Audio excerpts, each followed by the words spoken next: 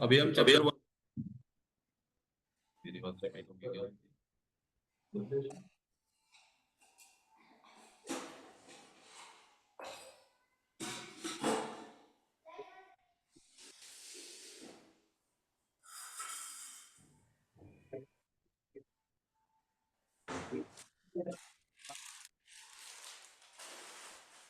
तो will revise chapter 1। ठीक है, और अभी 10 मिनट तक स्क्रीन आएगी। Wait for the connector online वालों। ठीक है, चैप्टर 1 रिवाइज करते हैं सारे, चलो।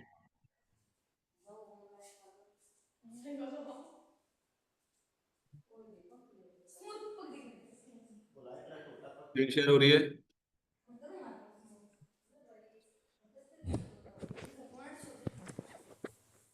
एक बार बता दो स्क्रीन शेयर हो रही है सबको। ठीक है, यस सर। परफेक्ट। चलिए,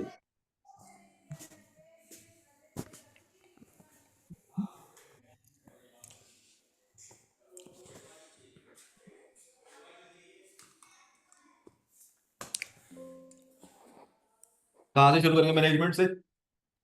मैनेजमेंट के बारे में जल्दी से, जल्दी जल्दी। मैनेजमेंट क्या है? Brain of organisation and its actions. Brains और एक्शंस का काम किसका है? मैनेजमेंट का। क्या बोलते हैं इसको? हेड हॉन्ग को। ठीक है, वहां पे फ्रेज लिख के आएंगे, थोड़ा सा इंप्रेसिव लगता है। ठीक है ना? अगर मौका मिलेगा तो लिख के जरूर आएंगे। अगर कहीं पे भी लगा मैनेजमेंट की कहानी क्वेश्चन में डालने का मौका मिल रहा है बाय एनी चांस, मतलब हार्ड चांस है कि मैनेजमेंट के बारे में पूछेंगे, बट कभी कभी क्या होता है, किसी क्वेश्चन को स्टार्ट करने के लिए मैनेजमेंट को एक्सप्लेन करना पड़ सकता है आपको। ठीक है ना? कोई क्वेश्चन रिलेटिव टू मैनेजमेंट है, या उसमें बहुत ज्यादा ही मैनेजमेंट के बारे में लिखा हुआ है कि मैनेजमेंट ये भी प्लान कर रही है, वो भी प्लान कर रही है, तो just to give it a good start, तो यू कैन टेल कि एज वी कैन, मतलब based on the questions, management is at hand on को, so they have to plan and gather resources. It's about you, how you include these words in your answers. I am not saying उसके extra number मिलेंगे, but that gives a very good impression about you. पर उसको irrelevant context में नहीं लेके आना है। मतलब ऐसा नहीं लगना चाहिए सामने वाले को, आप वो उसे ये लगे कि ये मुझे बताना चाहते हैं कि आपको ये आता है। नहीं, आप उसे बताना चाहते हो कि इसकी जहां जो आंसर पे मैं पहुंचना चाहता हूं, उससे पहले तेरे को ये जानना जरूरी है कि मुझे इतना पता है कि ये हेडहॉग ग्रुप होता है। Are you getting my point? तो मतलब इनडायरेक्टली आंसर लिखना है, हमारी तरफ से वो डायरेक्ट है, लेकिन सामने वाले के लिए वो इनडायरेक्ट ही उसे फील होना चाहिए कि मतलब इसने, बिकॉज बहुत कुछ मैनेजमेंट के बारे में क्वेश्चन ने पूछ रखा है, तो आपका पर्पस बनता है कि बताना कि इतना कुछ मैनेजमेंट कर क्यों रही है, because it's a head of the group, उनका काम है ये करना। Are you getting my point? तो इन वर्ड्स को वो डायरेक्टली नहीं पूछेगा आपसे, ये नहीं पूछेगा what is management for sure. ठीक है, लेकिन देयर आर हाई चांसेस कि बहुत एरियाज में क्वेश्चंस आपको बता रहा होगा कि ये क्वेश्चन में there is a lot of कोई केस स्टडी है उसमें बहुत कुछ बता रखा होगा, management plans to do this, management के बीच में 2 बार ये हो गया है, दो दो अलग अलग मैनेजमेंट बढ़ गई है, एक मैनेजमेंट बहुत बड़ा डिवीजन बनाने की सोच रही है, मतलब बहुत कुछ मैनेजमेंट के बारे में होगा। तो जब भी पढ़ते हुए ऐसा लगे कि यार इसमें मैनेजमेंट मैनेजमेंट बहुत हो रहा है, तो why not I start with the management word. तो तुम आंसर वही लिखना है जो एक्चुअल आंसर होगा, बट एक छोटी सी ब्रीफिंग दे सकते हो कि मैनेजमेंट का काम होता है कि वो गैदर करती है इंफॉर्मेशन, रिसोर्सेज इकट्ठे करती है, because it's a brain, it's a head of group. And उसके नीचे फिर क्वेश्चन से रिलेट कर दो, and in the recent case scenario ये मैनेजमेंट ने गैदर करा है, या मैनेजमेंट इस पे आर्ग्यू कर रही है, या मैनेजमेंट स्ट्रेटेजिक मैनेजमेंट लगाना चाहती है, उसके बाद उस क्वेश्चन को लीड अवे करके and then come to your answer. तो there is always a good to have a 3 to 4 lines briefing with what you start, then go with the right answer, then go with the conclusion. That's the three way of मतलब similar way of answering the question in law और SM। Simple तरीका होता है, पहले provision आती है, always start with the provision. ठीक है ना? लॉ क्या बोलता है, इज द मेन कैटेगरी, तुम्हें कितना आता है, और क्वेश्चन क्या बोलता है, is the secondary part. Law क्या बोलता है? As per section this of companies act 2013, whatever section बीच में आए, ठीक है ना, ये हमारा लॉ बोलता है। 3 लाइनों को और याद रखना, अगर आपका लॉ किसी भी सेक्शन में 5 पॉइंट बोलता है, लेट्स से अगर कोई तुमने भी 164 ढूंढे, मुझे इंटर का ज्यादा याद नहीं है, बट लेट्स से एक एग्जांपल देता हूँ, जैसे 164 एक सेक्शन है डायरेक्टर्स के ऊपर, तो वो 5 पॉइंट बोलता है कि डायरेक्टर्स इन इन केस में डिस्क्वालिफाइड हो सकता है अगर वो सही माइंड का नहीं है, अनलॉफुल कोई प्रैक्टिस करता है, तो सिर्फ 5 पॉइंट है। पर उसने कोई एक पॉइंट पे क्वेश्चन पूछा होगा आपसे, अनलॉफुल माइंड के ऊपर क्वेश्चन पूछ लिया कि उसका अनलॉफुल माइंड है और उसने ऐसा कुछ करा है, तो बताओ वो डिस्क्वालीफाई होगा या नहीं होगा। You can not right just single point in the provision, that's ruining the law. Law is about the complete section. If it's the C point in that provision, you have to write A, you have to write B, you have to write C, you have to write D, you have to write E. And then you tell, according to the question, सिर्फ C वाले point के ऊपर ये आ रहा है, इसलिए section में fall कर रहा है, तो मैंने इसको लगाया, and therefore comes my conclusion कि ये डायरेक्टर डिस्क्वालिफाइड होगा। सबसे बड़ी गलती बच्चे क्या करते हैं, बच्चों को लगता है कि यार इतना बड़ा सेक्शन कौन लिखेगा प्रोविजन में, वो सिर्फ उस पॉइंट को लिखता है, as per section 164(2) unlawful mind comes in the category of disqualified director, so therefore ये कहीं नहीं लिखा लॉ में।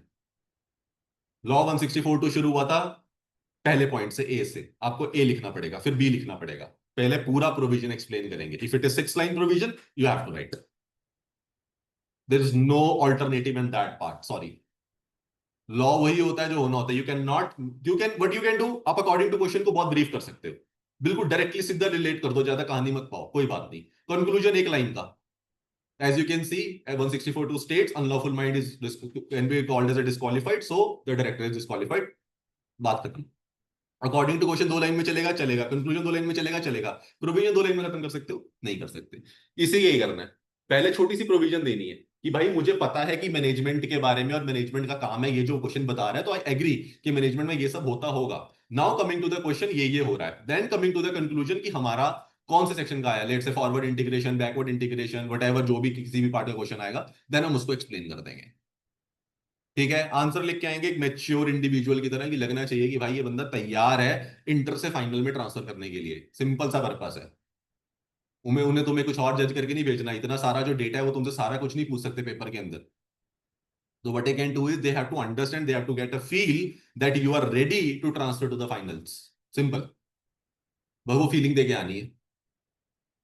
ऑडिट रिपोर्ट में भी एक लाइन लिखी जा सकती है कि ये मटेरियल में स्टेटमेंट मिल गई है तो ऑडिट खत्म, but can we write that audit report? No, it start with 700 with the word independent auditor's report, इसके बिना तो रिपोर्ट नहीं बनेगी। अब ये पहले ऐसा क्या लेना देना मेरे कंक्लूजन से है कोई?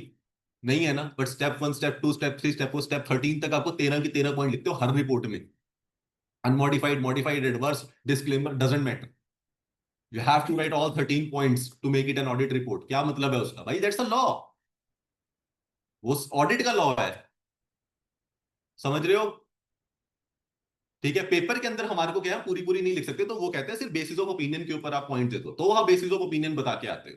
दैट्स, वो एग्री है, क्योंकि हम 13 की पॉइंट्स की रिपोर्ट नहीं दे सकते, वरना आपको उतना टाइम पीरियड भी देना पड़ेगा मुझे पेपर में, लेकिन लॉ के सेक्शन के अंदर ऐसा नहीं होता। एग्री? ठीक है, माइंड में रखेंगे, लॉ अच्छे से करके आना है पेपर, तो लॉ को लॉ की तरह लिख के आएंगे, ठीक है, ऐसे ही एसएम को एसएम की तरह लिख के आएंगे। ठीक है, वहां बैठ के ये सोच लेना कि वो तुम्हें इस बेस पे जज करने वाला है जो तुम अब लिख रहे हो, या तुम फाइनल्स के लायक हो या नहीं, बहुत सिंपल है। मेरे को भी यही, अगर मैं चेक करूंगा, मुझे जानना है कि क्या बच्चों को फाइनल भेज देना चाहिए या नहीं भेज देना चाहिए। एक रेलेवेंट टॉपिक दिया था, उसके बारे में आपने कितना पढ़ा, वो मुझे आपके नॉलेज से चेक हो जाएगा, जो आप आंसर्स लिखोगे किस तरीके से आप प्रेजेंट कर रहे हो, इससे मुझे आपकी मैच्योरिटी चेक हो जाएगी कि उसे कितने तरीके से आंसर लिखना आ रहा है, क्या वो फाइनल्स के लिए रेडी है। बिकॉज फाइनल में इंटरप्रिटेशन खुद करनी पड़ती है, यहाँ तो आपको मैं बता रहा हूँ और बुक बता रही है, उतनी ही लिमिटेड है नॉलेज। फाइनल्स में सारे एरियाज में टीचर और बुक आपकी हेल्प नहीं कर पाएगी। That's why it is CA finals, there is so many areas where you have to interpret कि भाई यही बन रहा है ना इसका मतलब, and there are 2 or 3 people who is right in their own way. ठीक है, तो वहां पे आपकी उतनी मेच्योरिटी क्या हमने अचीव कर लिया या नहीं कर लिया, बड़ी बड़ी सिंपल आस्क है यार पेपर्स की। ठीक है, गॉट इट? चलो, तो क्या लेके आएंगे सर? हेड होंको ग्रुप के बारे में बताएंगे, और उसके बाद बताएंगे कि वो किस किस चीज को मैनेज करने में हेल्प करता है। पीपल, मनी, मटीरियल्स, जल्दी जल्दी जल्दी, जितनी तेज बोलोगे उतनी जल्दी बैठेगा दिमाग में। कौन कौन से हेल्प करते हैं? 4 चीजें, पीपल, मनी, मटीरियल, टेक्नोलॉजी। उसके बाद वो क्या करते हैं? Gather and integrate, resources, management का काम क्या, गैदर करना और इंटीग्रेट करना। गैदर करना तो कोई भी कर लेगा, उसको इंटीग्रेट करना, सही जगह पे कौन सा रिसोर्स लगेगा, ये भी किसका काम है, मैनेजमेंट का। इसीलिए ये करने के लिए उन्हें क्या रखना पड़ता है नीचे, स्टाफ। इंटीग्रेशन के लिए तो स्टाफ चाहिए ना मुझे, तो 4 पॉइंट नीचे हो गए। प्लान कौन करेगी, मैनेजमेंट। ऑर्गेनाइज कौन करेगी, मैनेजमेंट। डायरेक्ट कौन करेगी, मैनेजमेंट। किसको डायरेक्ट करेगी, बाद में उनको क्या करेगी, कंट्रोल। सिंपल। तो क्या एंड में उसका गोल क्या है, अचीव करना, जो भी हमारा विजन ऑब्जेक्टिव जो भी होगा उसको अचीव करने के लिए मैनेजमेंट काम करती है। आर बी क्लियर, बन जाएंगे पॉइंट्स। सेकंड क्या है हमारा, रोल्स एंड फंक्शंस।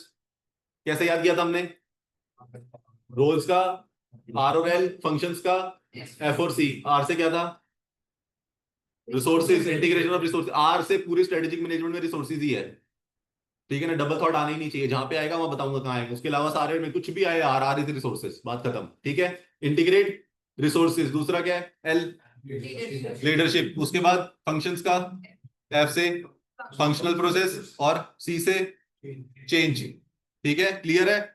चलो, एसेंस ऑफ मैनेजमेंट कहां से लिखेंगे आंसर को, की ग्रुप। आगे क्या करता है वो, प्लान। ऊपर वाला में सीधा डेफिनेशन पे जाओ, जो पॉइंट बाद में याद रखने वाले हैं उनको लास्ट में लेके आएंगे। पहले क्री ग्रुप है जो सबसे पहले क्या करेगा, प्लान करेगा। फिर क्या करेगा, ऑर्गेनाइज। फिर क्या करेगा, डायरेक्ट। फिर क्या करेगा, स्टाफिंग। फिर क्या करेगा, कंट्रोलिंग। इतना पॉइंट याद हो गए, 5 ही हो गए, की ग्रुप 6 हो गए। वैसे तो आंसर खत्म हो जाता है यहाँ पे। अब उसके बाद लिखना है तो उसका तो रिसोर्स अपने अगले वाले क्वेश्चन पे आ जाओ, रोल्स एंड फंक्शंस में से कौन से उठाएंगे, चेंज एडेप्शन। एडेप्शन को चेंज करेगा, इंटीग्रेट करेगा रिसोर्सेज को। उठ के पॉइंट 8 हो गए, 8 से ऊपर तो पूछने की कोई तरीका ही नहीं बनता। क्लियर है, चलो। उसके बाद आया सर स्ट्रेटेजी क्या होती है। स्ट्रेटेजी के बारे में हमने क्या पढ़ा, किसकी डेफिनेशन याद रखेंगे, व्हाट इज स्ट्रेटेजी में किसकी डेफिनेशन याद रखेंगे, पूरा नाम इगोर एच। कभी भी एंस ऑफ नहीं बोलना है, पूरा का मतलब पूरा। जो होता है जब वो लोग गाना पढ़ते हैं तो बताते हैं, ऐसे कान पकड़ के बोलते हैं, ये हमारे एसएम के गुरु हैं, ठीक है ना। देखा है ना, गाना गाता हुआ बंदा कहता है सर मैं इनसे सीखा हूँ, उनसे सीखा हूँ। Is a respect towards it, है ना। तो वही है, ये हमारे स्ट्रेटेजिक मैनेजमेंट में बहुत बड़ा हिस्सा है इनका, वरना ये सब्जेक्ट ही ना होता आज, ठीक है ना। हार्वर्ड तक पहुंचने के लिए कुछ तो होगी बात, है नॉट इजी थिंग कि किसी की हार्वर्ड की बिजनेस स्कूल में आप सोचो किसी का, किसी ने एक थ्योरी दी और वो हार्वर्ड वालों को लगा यार ये हमें छापनी चाहिए, मतलब there is something towards it, है ना। तो मतलब he is having some kind of a knowledge जो नॉर्मल लोगों के पास उस टाइम पे नहीं थी, मतलब he was thinking out of the box, ठीक है। आज बहुत सिंपल लग रहा है इसे पढ़ते हुए कि यार ये तो क्या ही है, उस टाइम पे it was not that simple to understand this, है ना। क्या थी उनकी डेफिनेशन, गोला याद करेंगे तो कॉमन थ्रेड, ठीक है ना। इस वाली इमेज को, दिमाग में इमेज आ जानी चाहिए बस, तो अपने आप याद आ जाएगा आंसर कि एक कॉमन सी थ्रेड है जो हमने स्ट्रेटेजी बना रखी थी, वो 6-7 जगह के बॉक्सेस को जोड़ रही थी, याद है। बस निकाल दो, the common thread among activities defining the business essential nature, कि भाई वो जितना भी बिजनेस में जो भी कुछ होने वाला है उसके लिए क्या कौन सी चीज प्ले करेगी रोल, एक स्ट्रेटेजी प्ले करेगी। स्ट्रेटेजी हर चीज को क्या करने वाली है, कनेक्ट करने वाली है, ठीक है। पेपर में अगर इमेज याद आ जाएगी आंसर याद आ जाएगा, ठीक है ना। तो माइंड में छाप लेना एक पेज। चलो, उसके बाद सर 3 क्वेश्चन है जिसका एक ही आंसर होता है, किस किस का, स्टेप्स टू स्ट्रेटेजिक मैनेजमेंट आए तो एक आंसर आएगा, प्रोसेस आ जाए तो एक आंसर आएगा, और तीसरा बिजनेस साइकिल पूछे तो भी एक ही आंसर आएगा, ठीक है। क्या आंसर है पहले नंबर पे, डेवलप करेंगे विजन को, दूर तक सोचेंगे। फिर दूसरा इन्वायरमेंटल को स्कैनिंग करेंगे, तीसरा फॉर्मुलेशन, चौथा इंप्लीमेंटेशन, और पांचवा इवेल्युएशन। यही आपके 5 चैप्टर है, यही आपके 5 चैप्टर है। चैप्टर के अगर आगे भी याद कर लोगे इंडेक्स तो भी यही है। पहले नंबर पे विजन, जो हम पहला चैप्टर पढ़ के आए हैं उसमें विजन पे ही खत्म कर रहा है वो, है ना, स्ट्रेटेजिक इंटेंट। अब जो पढ़ने जा रहे हैं नेक्स्ट चैप्टर, उसके अंदर वो बोलेगा एनवायरमेंटल की स्कैनिंग कर दो, स्वॉट स्वॉट लेके आ जाएगा, एक्सटर्नल और इंटरनल, उसका नाम भी यही है, एक्सटर्नल इन्वायरमेंट को स्कैन करना। शायद सेकंड चैप्टर का नाम ही यही है। तीसरे चैप्टर का नाम क्या है, इंटरनल इन्वायरमेंट। इंटरनल इन्वायरमेंट का मतलब है कि फॉर्मुलेट कैसे करोगे जो आपने प्लान करा है। चौथे चैप्टर का नाम क्या है, स्ट्रेटेजिक चॉइसेस। ये है कि जब आपको फॉर्मुलेशन से इंप्लीमेंटेशन में जाना है तो क्या क्या चूज करना पड़ेगा। बहुत सारी स्ट्रेटेजीज मार्केट में है, एक काम को करने के 100 तरीके होते हैं, तो आपका कौन सा तरीका आपको बेस्ट लगता है, उसके लिए बहुत सारे ऑप्शन देगा चैप्टर स्ट्रेटेजिक चॉइस, कि भाई ये स्ट्रेटेजी लगानी है, ये भी ऑप्शन है, ये करना है, ये कर ले, ये करना है, ये कर ले। तेरे बिजनेस को, तेरी मैनेजमेंट को, तेरे विजन को देखते हुए किससे सबसे ज्यादा तसल्ली मिल रही है, वो तेरा काम है, वो पॉइंट चूज कर ले। उसके लिए उन्होंने बहुत सारे मेट्रिसेस बना रखे हैं।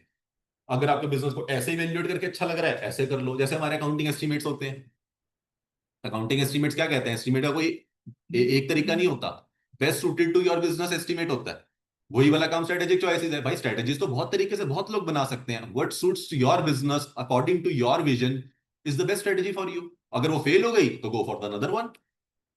ठीक है, तो वो चैप्टर कौन सा है? चैप्टर नंबर 4, वो बताएगा कौन कौन से चॉइसेस के ऑप्शन है। फिर 5 कौन सा है हमारा? Implementation and evaluation. तो यही 5 चैप्टर है जो इसका प्रोसेस है। ठीक है, चलो next, proactive and reactive. Proactive and reactive का क्या था? प्रोएक्टिव के 2 पॉइंट्स, प्लान एंड प्रिपेयर्ड रहना, दूसरा खुद से शुरू करना, इनिशिएशन, इनोवेशन, ये सारे पॉइंट्स इसी में है। ठीक है, लिख लो, अगर इनोवेशन नहीं लिखा हुआ लिखो वहां पे, put it innovation on the initiative driven के नीचे। इनोवेशन भी वहीं आती है। अगर कोई इनोवेट करने की बात करेगा दैट मीन्स वो प्रोएक्टिवली काम कर रहा है अपने ऊपर। R&D डिपार्टमेंट के बारे में लिखा हुआ है वहां पे, मेंशन है। गुड, नहीं है तो लिखो जिसने नहीं लिखा हुआ बुक में, कि रिसर्च एंड डेवलपमेंट भी यहीं आती है। क्वेश्चन आपको हो सकता है डायरेक्टली प्रोएक्टिव ना दे, वो टेस्ट करेगा, R&D बोल देगा, इनोवेट कर देगा। केस स्टडी, ऐसे छोटे छोटे वर्ड्स होते हैं जो हम फ्लो फ्लो में पढ़ जाते हैं। Management tries to do innovation on some product, and हमें एकदम से ये नहीं क्लिक करेगा कि यार ये तो प्रोएक्टिव के बारे में पहुंच गए, तो सीधा क्वेश्चन। ठीक है ना, तो ये वाले पॉइंट्स पता होने चाहिए जो इजीली कैचेबल है, कि हाँ R&D बोला, सोचो माइंड में कि प्रोएक्टिव पे कुछ चल रहा है। हो सकता है क्वेश्चन उसका है या नहीं है बाद में सोचेंगे, बट उस टाइम पे आपके माइंड में क्लिक कर जाना चाहिए। फिर उसके बाद रिएक्टिव, 2 पॉइंट्स कौन से हैं? अडेप्ट करना एंड फ्लेक्सिबल होना, जैसी कुछ गलती होगी चुपचाप अडेप्ट कर लो, भाई बदलना पड़ेगा अपने को, और फ्लेक्सिबल हो जाओ। और दूसरा रिस्पॉन्सिवनेस, फिर उसके लिए रिस्पॉन्स रेडी कर लो। इसके अंदर कौन सा वर्ड था हमने? L&D, वहां R&D था, यहाँ पे L&D आ गया, लर्निंग एंड डेवलपमेंट, लर्न करो एंड डेवलप कर लो। ठीक है, चलो, क्या हमें ब्लेंडेड अप्रोच रखनी होती है? बेस्ट तरीका तभी निकलेगा जब आप प्रोएक्टिव होके भी सोचो, और जहां पे आपको लगे आपका काम नहीं करा वहां पे आप रिएक्टिव होके अपना काम कर लो। Are we clear? चलो नेक्स्ट क्या है? 2 ऑब्जेक्टिव कौन कौन से हैं? तो सर जल्दी जल्दी, कॉम्पिटिटिव एडवांटेज क्रिएट करता है। हमारा स्ट्रेटेजिक मैनेजमेंट बना ही इसके लिए कि स्ट्रेटेजिक मैनेजमेंट अगर आप कर लोगे और वो 5 प्रोसेस लगा लोगे, एक विजन से लेके इवेल्युएशन तक अगर आप पहुंच गए एक बढ़िया तरीके से, तो डेफिनेटली आप एक कॉम्पिटिटिव एडवांटेज तो अपनी बिजनेस की क्रिएट कर ही लोगे। और second, guide through the changes, वो आपको गाइड करता है कि जैसे जैसे, क्योंकि इन्वायरमेंटल स्कैनिंग उसने जो बीच में रखा, वो क्या किसी चैप्टर का नाम आ रहा है? नहीं आ रहा। उसने क्यों रखा था? कि वो जैसे जैसे कुछ भी बदले, इंडस्ट्री के बाहर बदले या इंडस्ट्री के अंदर बदले, किसी पे आपका जोर होगा, किसी पे आपका जोर नहीं होगा, तो उन सारों के लिए भी गाइड करने का काम कौन करेगी? आपको आपकी स्ट्रेटेजिक मैनेजमेंट करेगी। इसलिए यहाँ पे 2 ऑब्जेक्टिव है उसके। एक तो उसका ऑब्जेक्टिव है आपको विजन तक पहुंचाना, विजन है कॉम्पिटिटिव एडवांटेज, भाई ऐसा कुछ बिजनेस बना दे जिसको अभी कोई कॉपी ना कर पाए तो मेरी वैल्यू बढ़े। ठीक है ना, लुइस, एलवी, एलवी को कॉपी बहुत लोग कर रहे हैं, लेकिन एलवी को जितने आप कॉपी करते हो उसकी ब्रांड इमेज बढ़ रही है, उसका नुकसान नहीं हो रहा है कहीं से भी, ध्यान रखना। ठीक है ना, उसका उतना प्रोडक्ट महंगा हो जाता है जितनी उसकी कॉपीज बिकती है मार्केट में। बिकॉज इट्स नॉट, क्योंकि वो क्या क्लेम करता है कि अगर भाई मैं ऐसे ही करता रहा और ये सस्ता देता रहा तो लोग रोज, हर कोई बंदा दिखेगा एलवी पाया हुआ। वो उस नीश मार्केट को टारगेट करता है कि तुझे कुछ ऐसा पाना है जो किसी ने नहीं पा रखा, तो मेरे से ले। ठीक है ना, और जब आप ले रहे होते हो कॉपी, कोई नॉर्मल बंदा इंसान कॉपी ले रहा हो, कहता है यार एलवी की बदले बात ही नहीं है, लोगों को पता ही चल जाएगा फेक पाई है। फैक्ट है, कोई नॉर्मल इंसान के लिए 2.5 लाख 5 लाख 6 लाख का जूता पाना कोई नॉर्मल इजी बात तो है नहीं, तो it will be very niche market. और वो तो नॉर्मल में स्टार्टिंग रेंज भी नहीं बता रहा हूँ, it's goes to 70 lakhs 80 lakhs। ठीक है ना, करण औजला ने पाया था तो बवाल मच गया था। ठीक है ना, कि भाई साहब 40 लाख का जूता पा रखा है गाने के अंदर जस्ट फॉर अ सीन। समझ रहे हो? तो उसकी जितनी कॉपी बनती है it adds up the value to the business, because they can claim that मेरी कॉपी बन रही है, मुझे और महंगा करना पड़ेगा, sir sorry, I want to make it out of the reach for people who are not ready for it. I have a standard to maintain. Similarly the Rolls Royce, अब उसकी कॉपी तो बनती ही नहीं है, चलो, है ना। तो ये चीज है, तो इसलिए क्या करता है वो, आपको कहीं ना कहीं कंपिटिटिव एडवांटेज, उनके पास एक कंपिटिटिव एडवांटेज है। एक बिल्कुल गिरा हुआ बिजनेस, समझ रहे हो, एक मार्केटिंग बिजनेस था एलवी, स्टोरी पढ़ना उसकी, इट्स ऑल अबाउट मार्केटिंग। उसने मार्केटिंग से इतना बड़ा ब्रांड बना लिया कि आप सोच भी नहीं सकते। मतलब it's almost a bankrupt brand, nobody talks about it, ऐसा हो गया था मार्केट में भी। उसने ऐसे मार्केटिंग स्ट्रेटेजी उसकी इतनी प्यारी थी कि उसने पूरी बुक लिख दे वो मार्केटिंग स्ट्रेटेजी पे, जैसी उसकी मार्केटिंग स्ट्रेटेजी थी। ठीक है, तो you have to read about these brands, ऐसे नहीं बने एलवी, एलवी कैसे बन गया होगा यार। सर क्या करा उसने कि हर कोई बंदा कहता है 40 लाख का जूता देगा तो भी पालूंगा? 40 लाख में तेरे so many options, invest in real estate, go for any other thing, go for a good car, you have so many options. Liability लेनी, एसेट लेना है, that's a personal choice. But 40 में बहुत कुछ आ जाता है, द पॉइंट इज जूते ले रहे लोग, है ना। तो इसका मतलब उस बंदे के बेचने में कोई तो दम है। तो ऐसी स्टोरीज को जरूर पढ़ना, मतलब ऐसी स्टोरीज, यही है स्ट्रेटेजिक मैनेजमेंट, वो एसएम से आया उसके पास, और कोई सब्जेक्ट नहीं है, उसे ऑडिट ने, टैक्स ने, अकाउंट्स ने हेल्प नहीं किया होगा एलबी बनाने में, तो मैं लिख के दे सकता हूँ। वो तो एलवी बनने के बाद पिक्चर में आए होंगे, अकाउंट कैसे संभालेंगे इसका, ऑडिट कैसे कराएंगे इसका, ये सारे सेकेंडरी स्टेप्स है। पहले स्टेप आया होगा स्ट्रेटेजिक मैनेजमेंट, कि भाई ये स्ट्रेटेजिकली ब्रांड को इतना बड़ा बनाना कैसे है कि सिर्फ 10 ही लोग पाए, पर 10 लोग मेरे को और बड़े ब्रांड से इतना पैसा देते। ठीक है ना, तो वो मार्केटिंग है, तो उसने मार्केटिंग खेली थी बहुत प्यारी। चलो पढ़ेंगे उसके बारे में, सुनेंगे उसकी स्टोरी किसी दिन। दो दो हो गए, क्रिएटिव कंपिटेटिव एडवांटेज, और दूसरा कुछ भी बदलेगा तो जो आपके हक में हो चाहे आपके हक में ना हो, आपको उसको लिए क्या करना पड़ेगा, अडेप्ट करना पड़ेगा, चेंज करना पड़ेगा, मतलब रिएक्टिव स्ट्रेटेजी लगानी पड़ेगी। ठीक है, चलिए फिर क्या आता है सर, इंपॉर्टेंस। क्या थी इंपॉर्टेंस, द्रविड़ से शुरू करेंगे जल्दी से। क्या था, गाइड्स करेगा और डायरेक्शन करेगा, डायरेक्शन एंड गोल्स। दूसरा डिसीजन फ्रेमवर्क सेट करेगा रोहित के साथ। तीसरा प्रोएक्टिव या एक्टिवली सोचेगा कि भाई कैसे करना है। चौथा फ्यूचर प्रिपेयर करेगा। पांचवा डिफेंस मैकेनिज्म बनाएगा उसको। और उसके बाद लास्ट वाला, जो नए नए लड़के हमको बोलेगा तुम लंबे टाइम के लिए हो, तुम्हारे पास कोर कॉम्पिटेंसी है, लॉन्जेटिविटी है। ठीक है, चलो फिर उसके बाद क्या आती है सर, करने में लिमिटेशन हमेशा स्ट्रेटेजी का पार्ट रही है। कौन कौन सी चार लिमिटेशन है, complex and turbulent environment. Complex है ना, कॉम्प्लेक्स एंड टर्बुलेंट इन्वायरमेंट मतलब सबसे कॉम्प्लेक्स इन्वायरमेंट है, बिगड़ता रहता है, इसीलिए इन्वायरमेंटल स्कैनिंग सारा टाइम बिजनेस को, इट्स अ कॉन्टिन्यूस प्रोसेस, क्योंकि ये लिमिटेशन सर पे खड़ी रहती है कि भाई कुछ भी बदल सकता है बाहर, तो हमेशा इन्वायरमेंटल स्कैनिंग चलती रहेगी। इसलिए chapter number 2 is very important, because chapter number 2 tells you how to do environmental scanning. इसीलिए चैप्टर नंबर 1 इतना इंपॉर्टेंट नहीं है। चैप्टर नंबर 1 ने तो हमारे को एक रिस्क दे दिया कि भाई ये रिस्क को आगे कैसे करेगा, तो चैप्टर 2 बोला मेरे को इसके लिए पूरा एक चैप्टर बनाना पड़ेगा। मैं बनाता हूं इंटरनल में कि इसको हम कैसे इन्वायरमेंटल स्कैनिंग करें जिससे हम एक कॉन्टिन्यूस प्रोसेस करते रहे, ताकि हमारे पे ये लिमिटेशन का फॉल बैक ना आए कभी। ठीक है, अगर पता चल जाए अपनी गलती तो उसको सुधारने के लिए हमें क्या करने पड़ते हैं, सही स्टेप्स लेने पड़ते हैं। तो हमें चैप्टर 2 लगाना पड़ेगा, तो अभी हम जो पढ़ने वाले हैं इसके बाद। ठीक है, तो पहला क्या हो गया, कॉम्प्लेक्स एंड टर्बुलेंट इन्वायरमेंट। इतनी इंपॉर्टेंट है ये कि पूरा चैप्टर है इस पे, you have to understand the importance of every limitation. Time consuming process is not an important limitation, I am not expecting them to come into the exam, otherwise वो एक बिल्कुल क्वेश्चन दे देगी सिर्फ लिमिटेशंस बता दो। अगर लिमिटेशंस बता दो वाला क्वेश्चन आया तभी टाइम कंज्यूमिंग लिखने का मौका मिलेगा पेपर में, अदरवाइज अगर केस स्टडी में पूछेगा या घुमा फिरा के पूछेगा तो सिर्फ दो चीजों में पूछ सकता है, कॉम्प्लेक्स एंड टर्बुलेंट एनवायरनमेंट पे, और एक अनप्रिडिक्टेबल कॉम्पिटिटिव रिस्पॉन्सेज के ऊपर, कि कुछ ऐसा हुआ कि सामने वाला भी ऐसा बंदा हुआ जिसने आपने भाषा फेंका तो उसके पास इक्का पड़ा था। क्वेश्चन यही स्टेट करेगा, दो पार्टीज को आपस में लड़ाएगा, तो समझ जाना है कि ये कहीं ना कहीं लिमिटेशन की तरफ। देखो डायरेक्ट क्वेश्चन नहीं मिलेगा, जब क्वेश्चन बहुत सिंपल होता है और उसमें बहुत कम कंटेंट होता है उतना ही कॉम्प्लेक्स क्वेश्चन बन सकता है। जितना बड़ा क्वेश्चन होता है उतने पॉइंट्स को इनकॉर्पोरेट करके एक पॉइंट एक क्वेश्चन में डालने is a very tough part. Are you understanding my point? आप खुद सोचो, अगर आपको क्वेश्चन बनाना होगा, लिमिटेशन पे क्वेश्चन बनाना बहुत मुश्किल नहीं है, क्योंकि दो पॉइंट पे खेलना है। या तो कोई ऐसा क्वेश्चन करूंगा जिसमें बताऊंगा कुछ बाहर ऐसा हुआ, कुछ ये बिगड़ गया, इंटरनली मैनेजमेंट की आपस में केएमपीस की लड़ाई हो गई, ऐसा कुछ हो गया, मतलब मैं इंटरनली एक्सटर्नल एनवायरनमेंट में कॉम्प्लेक्सिटी क्रिएट कर दूंगा। या दूसरा, मैं कह दूंगा कि ये मैनेजमेंट इसको compete कर रहा था, उस कंपटीटर ने कुछ ऐसा करा कि इस मैनेजमेंट ने जितनी सारी स्ट्रेटेजीज बनाई थी सब फेल हो गई। हम एक मैनेजमेंट को क्या करने निकले थे, अभी आगे विरायो एनालिसिस आएगा, VRIO। तो उसमें एक आता है इंटीमेट करना, मतलब सामने वाले को ऐसे करना कि ऐसा लगे कि मैं तेरे बिजनेस में आना चाह रहा हूं, बट मेरे पास ऑलरेडी एक ऐसा पॉइंट है जो तू नहीं सोच सकता, तो मैं उसको एक उसके बिजनेस को लेके उसके ऊपर एक सोच के चल रहा हूं, लेकिन मेरे जाने से पहले ही कुछ ऐसा उसने कर दिया कि जो मैंने ऊपर तक सोची थी उससे तो वो और ऊपर निकल गया। ठीक है, तो वो रिलेट होंगे, जब चैप्टर नंबर 3 और चैप्टर नंबर 1 जुड़ेंगे आपस में तब बनेगा कॉम्प्लेक्स क्वेश्चन। अभी तो हम अलग अलग चैप्टर के क्वेश्चन पढ़ रहे हैं, तो आसान है समझना। ठीक है ना, ये वाला पॉइंट, बट ये वाला पॉइंट तब समझना मुश्किल हो जाएगा जब तुम पांचों चैप्टर पढ़ लोगे और मैं सबकी कॉम्प्लेक्सिटी को आपस में जोड़ूंगा, और तब हम इस पॉइंट को नहीं सोच पाएंगे, तब सोचेंगे यार पहले चैप्टर का सिर्फ लिमिटेशन का क्वेश्चन आया होगा, नहीं नहीं नहीं, तब डर लगेगा पेपर में सोच के। तब वो लगेगा नहीं नहीं यार ऐसा तो नहीं हो सकता, लिमिटेशन पे कौन पूछेगा, इतना बड़ा पेपर है, 50 नंबर का पेपर है, इतना सारा कंटेंट है इसके पास, और एक ही लिमिटेशन ही पूछ रहा होगा। This is a doubt you, मैं तुम्हें वही बता रहा हूँ जो मेरे माइंड में आते थे, जो मैं तुम्हें इजीली रेज कर सकता हूँ, मेरे पेपर में भी आया था लिमिटेशन के ऊपर क्वेश्चन। तो मैं लास्ट तक नहीं ये बिलीव कर पाया कि ये लिमिटेशन का क्वेश्चन है, क्योंकि वो क्वेश्चन डायरेक्टली बता नहीं रहा था, इनडायरेक्टली बन रहा था, लेकिन वहां पे डर लग रहा था कि यार इतना बेसिक क्यों पूछेगा इसे, जब इतनी सारे उसके पास पॉइंट्स हैं, इतना सारा कुछ है, इतने सारे चैप्टर्स हैं, और वो दो चैप्टर के क्वेश्चन वर्ड डाल दे, एक इधर एक इसकी लाइन में एक नीचे वाली लाइन में, तो यही नहीं समझ आता कौन से चैप्टर से आया है। क्योंकि हम चैप्टर वाइज याद रखते हैं कि चैप्टर 1 का लगा तो ये तो बनेगा लिमिटेशन, 5 का लगा तो बनेगा वो, जबकि ऐसा तो नहीं होता पेपर में।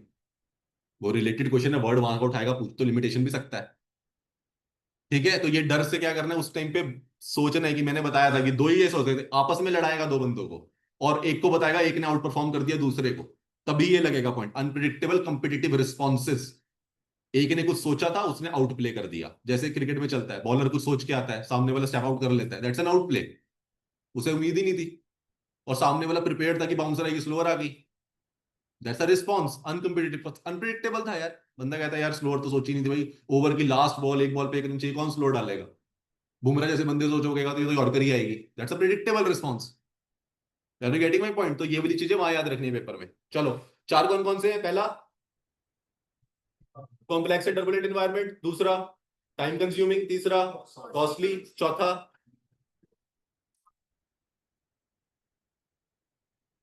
अगर हमारे को अपनी लिमिटेशन से सक्सेस स्टोरी की तरफ जाना है तो क्या करना पड़ेगा? बीच में स्ट्रेटेजीज को अडेप्ट करना पड़ेगा, रिएक्टिव या प्रोएक्टिवली अप्रोचेस लगा के, जहां जहां पे भी लगेगा अडेप्टिव स्ट्रेटेजीज अपनानी पड़ेंगी। अडेप्टिव स्ट्रेटेजीज कोई वर्ड नहीं है, it's all about a bridge where you have to adapt strategies to reach to a point जिसके वो आपकी लिमिटेशंस हैं, जो उनको आप ओवरकम करके पहुंचते हो।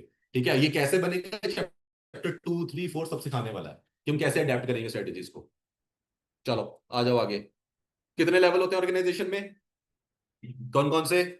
Corporate, business, functional. हम कौन से लेवल पे बैठे हैं? फंक्शनल। और इसमें कोई जरूरी नहीं है। चलो, उसके बाद सर, कितने तरीके के इंटर रिलेशनशिप्स हैं इनमें? तीन तरीके के। कितने तरीके के? वो किसी भी तरह से क्वेश्चन पूछ सकता है आपसे।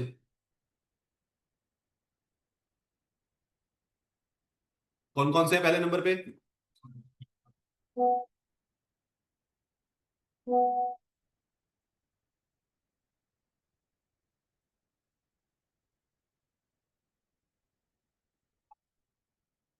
फंक्शनल एंड डिविजनल में बिल्कुल बेसिक स्ट्रक्चर, हॉरिजॉन्टल व्यू जो चलता है ऊपर से नीचे की तरफ, वो रहेगा दूसरे नंबर पे। हॉरिजॉन्टल में आपस में एक दूसरे से मिलकर काम करना, सिमिलर लेवल पे मैनेजर, सीनियर मैनेजर और उसका मैनेजर भी बैठा हो सकता है। फिर उसके बाद तीसरा, मैट्रिक स्ट्रक्चर, जिसमें एक टीम का मेंबर किसी और टीम के मेंबर की भी जरूरत के लिए आएगा तो जरूरत पड़ सकती है, और किसी और टीम का हेड किसी और टीम में भी क्या कर सकता है, एक अच्छा इंटेलिजेंस रोल प्ले कर सकता है। ठीक है, तो वहां पे क्या हो जाती है, जर्नीज बन जाती है। यूजुअली जर्नीज से याद रखना, जर्नीज क्रिएट होती है, जर्नी 1 टू जर्नी 6। अब एक जर्नी में जरूरी नहीं है एक ही डिपार्टमेंट के लोग आए, इंटर डिपार्टमेंटल लोगों को यूज करना जर्नीज का काम होता है। ठीक है, डिपार्टमेंटल व्यू होता है दो तरीके से, हॉरिजॉन्टल और वर्टिकल। वर्टिकल में डिपार्टमेंट ऐसे दिखते हैं और हॉरिजॉन्टल में डिपार्टमेंट ऐसे दिखते हैं। ठीक है, और जर्नीज में मिक्स मैच दिखते हैं। चलो, फिर आता है सर सबसे इंपॉर्टेंट, कौन सा? Strategic intent. आपका इंटेंट कैसा है? इंटेंट में चार चीजें कौन सी आती हैं? Vision, mission, goals and objectives. ऐसा भी क्वेश्चन आ सकता है, कुछ नहीं पता होगा, strategic intent and 4 types of strategic intent बता दो। तब यही सोचते रहोगे सर ऐसा तो कुछ था ही नहीं बुक में, ऐसा नहीं है। ठीक है ना, स्ट्रेटेजिक इंटेंट में कौन सी चार है? Vision, mission, goals and objectives. क्या बताया था इसमें मैंने? क्या इंटेंट के बारे में पूछेगा तो कितने वर्ड लिखने हैं? तीन। कौन कौन से? जल्दी। इंटेंट क्या देता है हमारे को? इंटेंट हमारा क्या बताता है? 3 पॉइंट लिखे हैं। प्रोवाइड्स पर्सपेक्टिव, पहले तो प्रोवाइड करता है कि भाई किस डायरेक्शन में जाना है, क्या पर्सपेक्टिव है हमारा। ठीक है ना, लॉन्ग टर्म व्यू क्या है हमारा, वो बताता है। कौन बताता है? हमारा इंटेंट बताता है। दूसरा, क्लैरिटी फॉर सक्सेस, कि भाई अगर इंटेंट क्लियर होगा तो पक्का सक्सेस मिल जाएगी, क्लैरिटी है उसके लिए। मार्क कर लो, वहां 1 2 3 लिख लीजिए, कंफ्यूज नहीं होना। लास्ट डेट, अपना काम ऐसे लिखो कि 1.5 दिन आसान हो जाए तुम्हारा। वो तुम्हारा मैं नहीं करा सकता, हर बंदे का अपना तरीका होता है एक लीड करने का। पीछे वाले पेज पे है, यहाँ यहाँ पे। Perspective right side top 1 provides perspective, नीचे clarity for success, and right side पे फ्रेमवर्क फॉर एक्शन। 3 पॉइंट्स लिख के आने, डेफिनेशन है ये। डेफिनेशन ब्रेकडाउन इसलिए करिए ताकि एक लाइन, तुम्हें 4 लाइनों की डेफिनेशन दे दूंगा, वो याद नहीं रहेगी पेपर के अंदर, किसी को नहीं आती 5 चैप्टर पढ़ने के बाद। कोई डेफिनेशन मैं बता रहा हूं तुम्हारे को, सबसे ज्यादा इजीली चीज भूलने वाली होती है definition. You can not remember the definition after going with 5 chapter करने का। Thank you.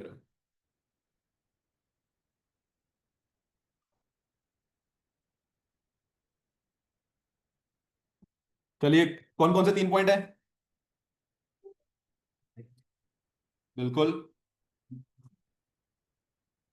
Clarity for success and framework for action. Framework में वो बताता है, गाइड करेगा कि गोल्स क्या हैं, हम कहाँ जाने वाले हैं। लॉन्ग टर्म व्यू बताएगा वो आपको, किसमें, पहले नंबर पे पर्सपेक्टिव को डिफाइन करते हुए कि ये हमारा लॉन्ग टर्म है। लॉन्ग टर्म के बाद बताएगा आपको फ्रेमवर्क क्या है, उसको अचीव कैसे करा जाएगा। तो ये चारों की बातें करेगा।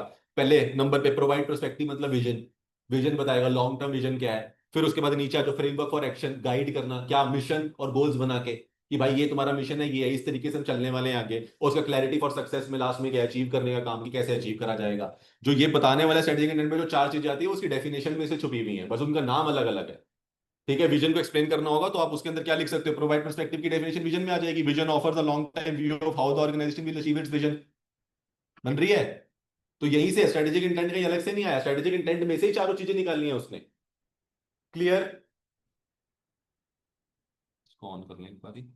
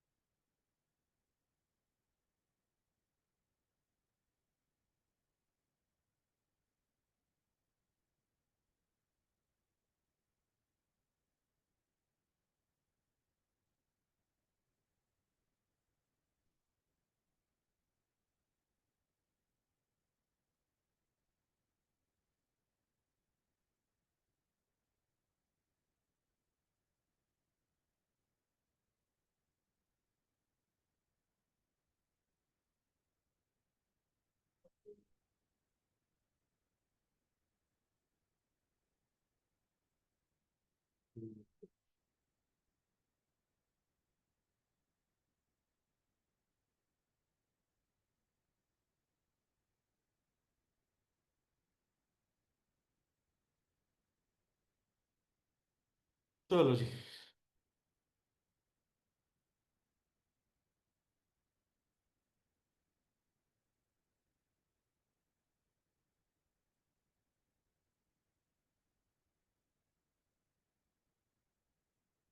एक बार स्क्रीन शेयर होने के बाद बताना।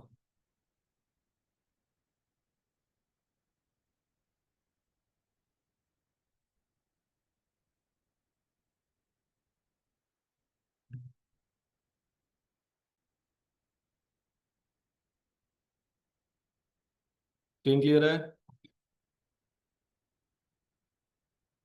अमनप्रीत के रिटर्न, ठीक है। चलो, but let's continue.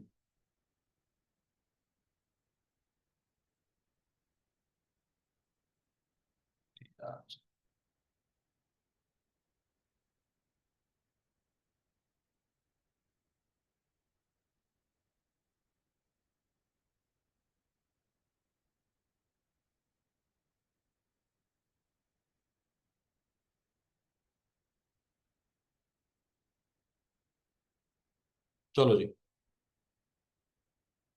Strategy intent cover है। यस। अगला क्या आता है? Strategic vision. जल्दी से, विजन क्या होता है सर? ब्लूप्रिंट क्या होता है हमारा?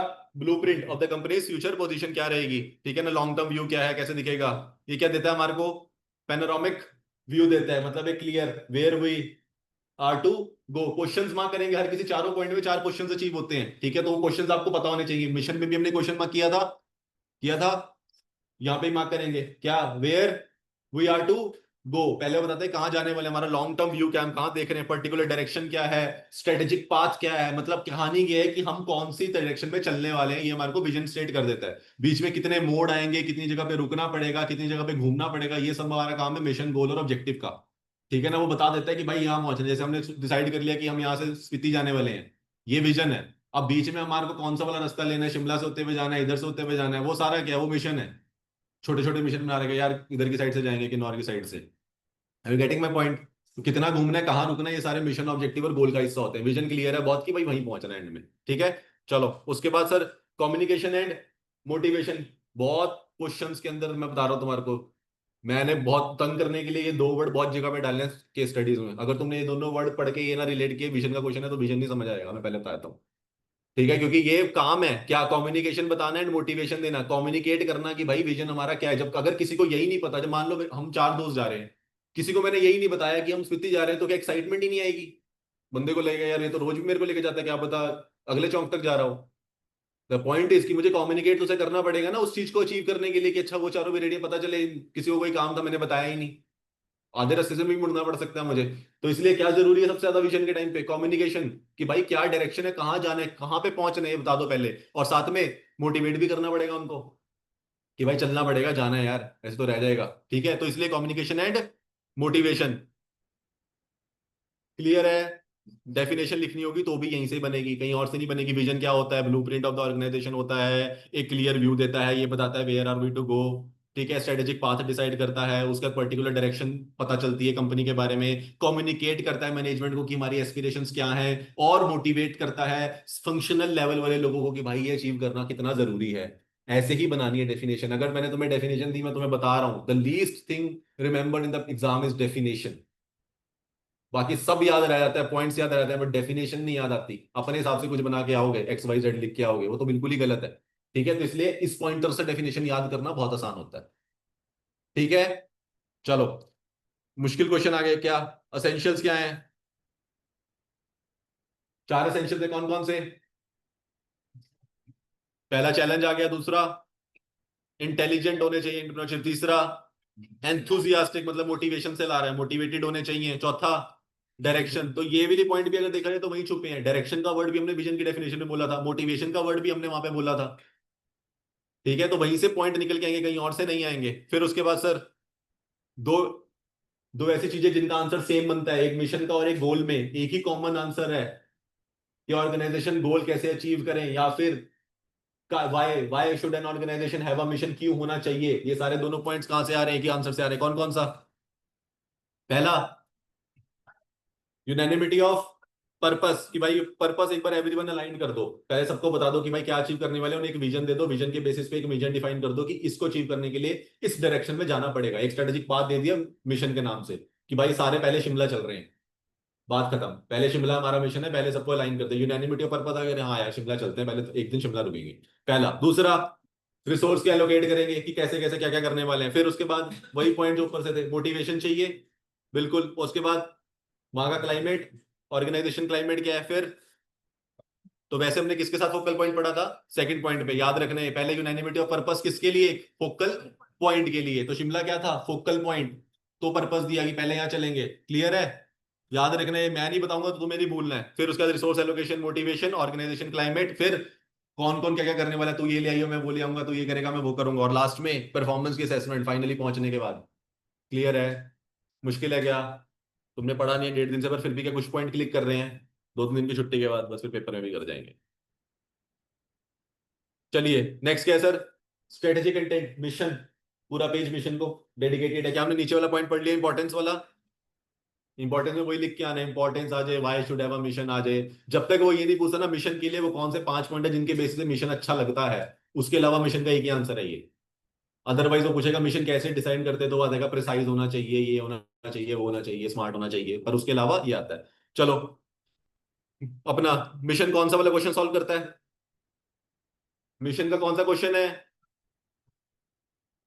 What business are we in and what do we do. Vision का क्या क्वेश्चन था? विजन का क्या क्वेश्चन था? वेयर आर वी, कहाँ जाने वाले हैं। ठीक है, याद रखना है प्लीज, एक पेज पे साइड में कहीं पे भी सबसे टॉप पे मार्क करके पहले क्वेश्चन लिखना है ऊपर कि ये पेज में किस क्वेश्चन को अचीव करने के लिए पढ़ने लगा हूं। विजन के ऊपर ही पेज के ऊपर क्वेश्चन लिखो।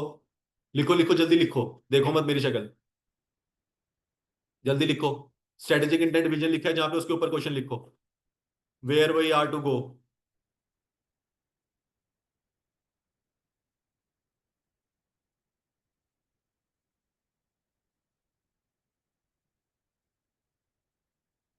मिशन के ऊपर भी लिखेंगे what business are we in and what do we do.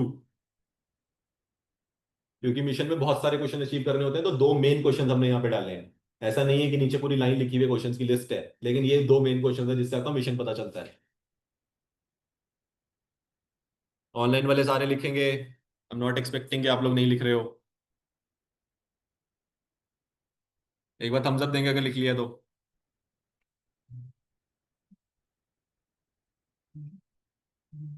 Good good good good good good, आगे आगे आगे आगे। नाइस। चलिए, बढ़िया। तो ये दो क्वेश्चन सर अगर हमने अचीव कर लिए, उसके बाद हमारा किस पे फोकस रहता है मिशन के अंदर? हमारी करंट स्टेट के ऊपर, हमारा प्रेजेंट क्या बोल रहा है, हम किस सिचुएशन में आज खड़े हैं और कहाँ जाने वाले हैं, तो बात की बात है। किस सिचुएशन में आज खड़े हैं, तो वो छोटा वाला मिशन हमारी क्या बताता है, प्रेजेंट स्कोप के बारे में बताता है कि who we are now, currently मैं क्या हूं, क्या करने वाला हूं, कैसे करूंगा, ये सब आगे आएगा, लेकिन मैं अभी क्या हूं वो बताता है मेरा क्या, करंट बिजनेस स्कोप के बारे में। तो करंट बिजनेस स्कोप के बारे में बताएगा तो कौन से वर्ड याद रखने हैं? मेरी प्रेजेंट कैपेबिलिटी क्या है। करंट स्कोप का मतलब क्या है, बिजनेस के लिए क्या है मेरा करंट स्कोप। मैं आप एज एन इंडिविजुअली पूछ रहा, बिजनेस के बारे में सोचो। मैनेजमेंट को आंसर देना होता है सर आपका करंट स्कोप क्या है, तो बताइए मतलब मेरी प्रेजेंट कैपेबिलिटी क्या है। मैं सर इतना इतना टन माल बना सकते हैं हम इस टाइम पे, हमारा विजन तो है 2000 टन बनाने का, पर अभी हम 20 टन वाले बंदे ही हैं। ठीक है ना, तो प्रेजेंट कैपेबिलिटी के बारे में बताऊंगा। फिर मेरा कस्टमर फोकस क्या है, ये भी मेरा आज का टारगेट है। एक्टिविटीज जो मैं आप परफॉर्म करने वाला हूँ, एंड बिजनेस का मेकअप। ये 4 पॉइंट्स याद रखने, ये वर्ड मिशन की लिखो, लिखते हुए ये वर्ड्स की जरूरत पड़ेगी तुम लोगों को।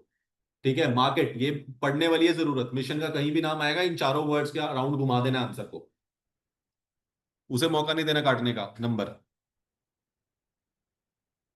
चलिए, उसके बाद सर ये सारे बहुत सारे क्वेश्चन है, पढ़ सकते हो, हमने दो मेन लिख लिए हैं, उसके अलावा जितने भी क्वेश्चन आप लोगों को सिर्फ ये कि कौन कौन सा मिशन के कौन कौन से की क्वेश्चंस आते हैं, जो किसने बताए थे, ड्रकर एंड लेविट ने बताए थे कि ये सारे क्वेश्चन का आंसर किसका किसको करना चाहिए मिशन को। मतलब ये किसके लिए बना है, कोई इन्वेस्टर, कोई नया शेयर होल्डर, कोई बंदा बोलेगा मुझे आपके बिजनेस में कैपिटल डालनी है सर, तो जब मेरे को उसके उसको अपने अपने कंपनी के बारे में एक्सप्लेन करना है, तो मुझे उसको इन सारे आंसर्स देने पड़ेंगे, क्योंकि उसके माइंड में यही कुछ क्वेश्चन हो सकते हैं जो आ सकते हैं। वो आपसे पूछ सकता है कि भाई तुम्हारा मिशन क्या है, अल्टीमेट पर्पस क्या है, क्या बनना चाहते हो तुम, व्हाट काइंड ऑफ ग्रोथ हम देख रहे हैं, किस बिजनेस में हैं आप लोग, कि कैसे, अगर मुझे तुम्हारे को 2 लाइन में अपना बिजनेस समझाना होगा तो समझाओ, कैसे समझाओगे। ये सारे क्वेश्चंस के आंसर आप लोग के वो है जो इंटरव्यू में पूछे जाते हैं। ठीक है ना, तो वहां पे भी कंपनी का भी इंटरव्यू हो रहा होगा, जो इन्वेस्टर कहना चाहता है भाई मैं एंजल इन्वेस्टर हूं, मैं तैयार हूं तेरी कंपनी में इन्वेस्ट करने के लिए, लेकिन मेरे कुछ डाउट्स हैं, ये मेरे कुछ क्वेश्चंस है, वो ये क्वेश्चंस होंगे उसके। एंड ये आपको कौन दूर करता है, कहोगे सर लो मेरी मिशन स्टेटमेंट ले लो, आप आपको आइडिया लग जाएगा मेरे बिजनेस के बारे में। जो आइडिया लग जाएगा ना, वो ये आइडिया, ये आंसर्स हैं उसके आइडियाज के। इससे आइडिया लगता है आपको एक कंपनी के बारे में, किसको इंटेंड करने वाले। इंटेंड टू सर्व का मतलब क्या है, कस्टमर फोकस, कौन सी मार्केट का है भाई, कौन सी नीश मार्केट पकड़ने वाले। What human need do we intend to serve, कौन से ह्यूमंस को हम सर्व करने वाले हैं। इस बिजनेस पे आने का रीजन क्यों, यही बिजनेस क्यों, यही प्रोडक्ट क्यों। आपसे इन्वेस्टर पूछेगा भाई इतने सारे मार्केट में प्रोडक्ट थे, why this product, you have to tell them. एक प्रॉब्लम स्टेटमेंट होगी तुम्हारे पास कि सर मैंने ये देखा, मुझे ये प्रॉब्लम नजर आई मार्केट में। जैसे जब ऑनलाइन कार्स नहीं थी तो पता चला कि लोगों से जाने के लिए दिक्कत आती है, पूल के ऑप्शंस नहीं था, तो पूलिंग का ऑप्शन आ गया उबर के पास।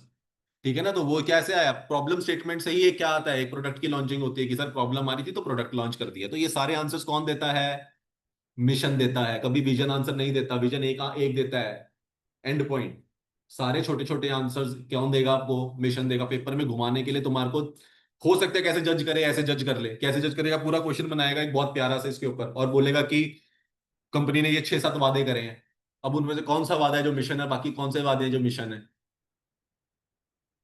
ठीक है ना, तो जो आंसर्स दे रहे होंगे जिससे तुम्हारे को ट्रस्ट है एक बिजनेस के ऊपर, वो सारे मिशन हैं।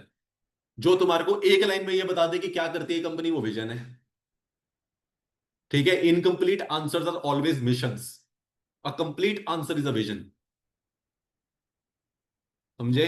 एक कंप्लीट लाइन में एक स्टेटमेंट कंप्लीट होगी पूरी, कि मैं, जैसे ये दिखाता हूं। ये देखो, Henry Fords a car in every year. इस बंदे ने एक विजन लिया था कि भाई जो फोर्ड की कार है ना, वो हर किसी के गैरेज में खड़ी दिखनी चाहिए मुझे, बस। ये फोर्ड वाले का विजन था। एक लाइन में पूरी स्टेटमेंट बता रहा है ये, कि मेरे को हर एक इंडिविजुअल, उसने कोई मार्केट मुर्केट नहीं बोली, कोई नीश नहीं, कुछ नहीं कह रहा, मेरे को हर घर में क्या चाहिए, एक फोर्ड की गाड़ी चाहिए जी। समझ रहे हो? तो ये एक लाइन में क्या स्टेटमेंट पूरी हो रही है। इसके लिए और क्वेश्चन अब नीचे आ सकते हैं इसके, सर कैसे करोगे, और अदर कंट्रीज में कैसे अपना ऑफिस खोलोगे, ये सारे बात, ये क्वेश्चन है, इतना पैसा कहां से लाओगे, कैसे सोचा ये करने का, ये सारे क्वेश्चन मिशन आंसर करेगा। बट एक लाइन में इसने क्या अपनी बात रख दी, ये क्या है, विजन है। Are we clear? चलो,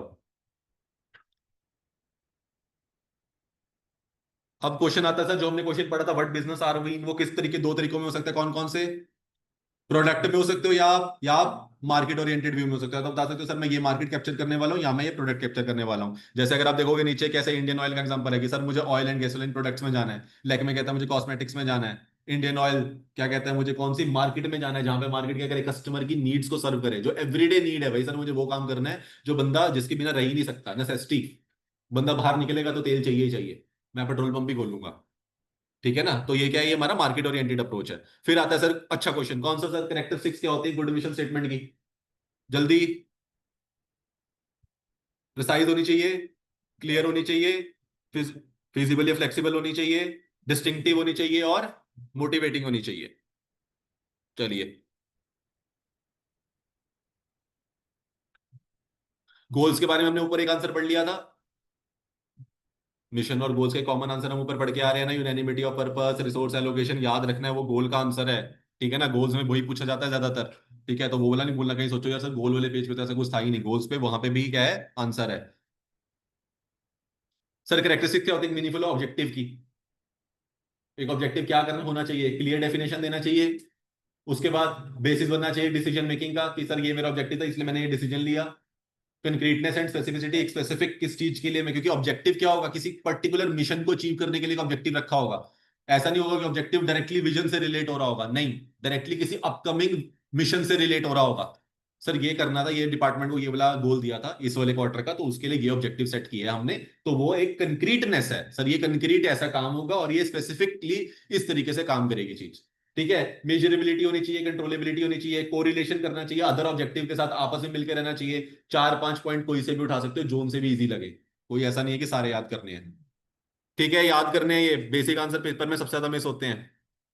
क्लियर? ऑब्जेक्टिव कितने तरह के हो सकते हैं, या गोल्स कितनी तरह के हो सकते हैं? दो, लॉन्ग टर्म और शॉर्ट टर्म। लॉन्ग टर्म कौन सा होता है, क्वार्टरली एनुअली तक। शॉर्ट टर्म उससे ऊपर, लॉन्ग टर्म जो मार्केट में चलता है। ठीक है ना, कैपिटल गेन्स कैलकुलेट करते हुए सेम है।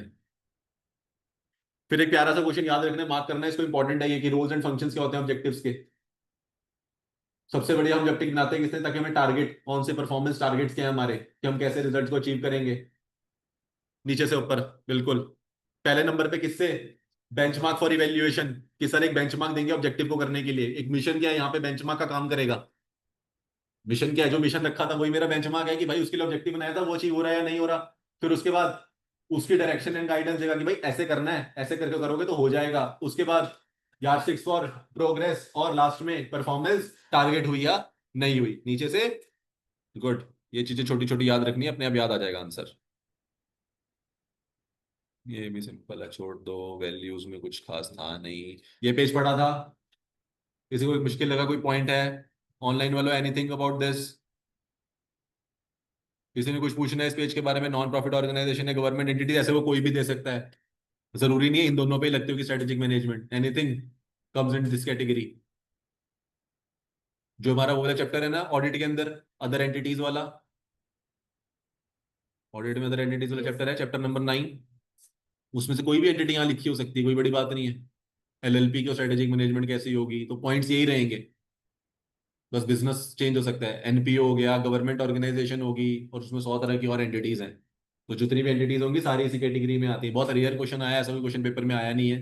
बट हाँ, ये दोनों के बारे में थोड़ा सा ज्यादा है, क्योंकि समझना मुश्किल होता है कि एक नॉन प्रॉफिट ऑर्गेनाइजेशन को एसएम की क्या जरूरत है, गवर्नमेंट एंटिटी कैसे एसएम करती होगी। तो ये दो ऐसे रेलेवेंट एरियाज हैं जिसके बारे में एक आइडिया होना चाहिए।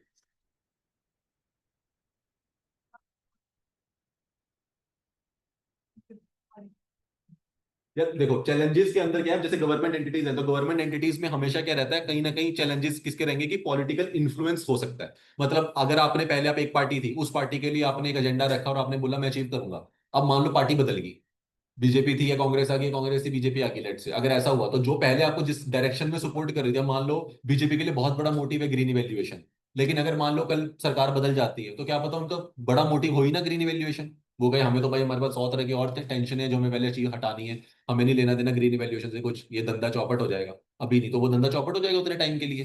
तो वो यही कहना चाह रहा है कि वो क्या बन जाता है, चैलेंज बन जाता है, सस्पेक्टेबिलिटी टू शिफ्ट, आपको एकदम से शिफ्ट करना पड़ सकता है जैसे पॉलिटिकल एजेंडा बदल गया तो। पॉलिटिकल एजेंडा आज तो पॉलिटिकल एजेंडा ग्रीन इनिशिएटिव बहुत बड़ा है, लेकिन जैसे ही वो बदला, तो वो क्या हो जाएगा, वहां पे दिक्कत आ जाएगी कि आपको भी अपने बिजनेस में क्या करने पड़ सकते हैं चेंजेस। तो ये एक्सटर्नल फैक्टर है। तभी हम पेस्टल में पढ़ रहे थे, पेस्टल में लीगल आता है ना, तो वो लीगल और वो इन्वायरमेंटल जो ये सारे हैं, वो सारे कहाँ पे आते हैं, ये इसी के लिए आते हैं। क्लियर है? चलूं आगे? चलो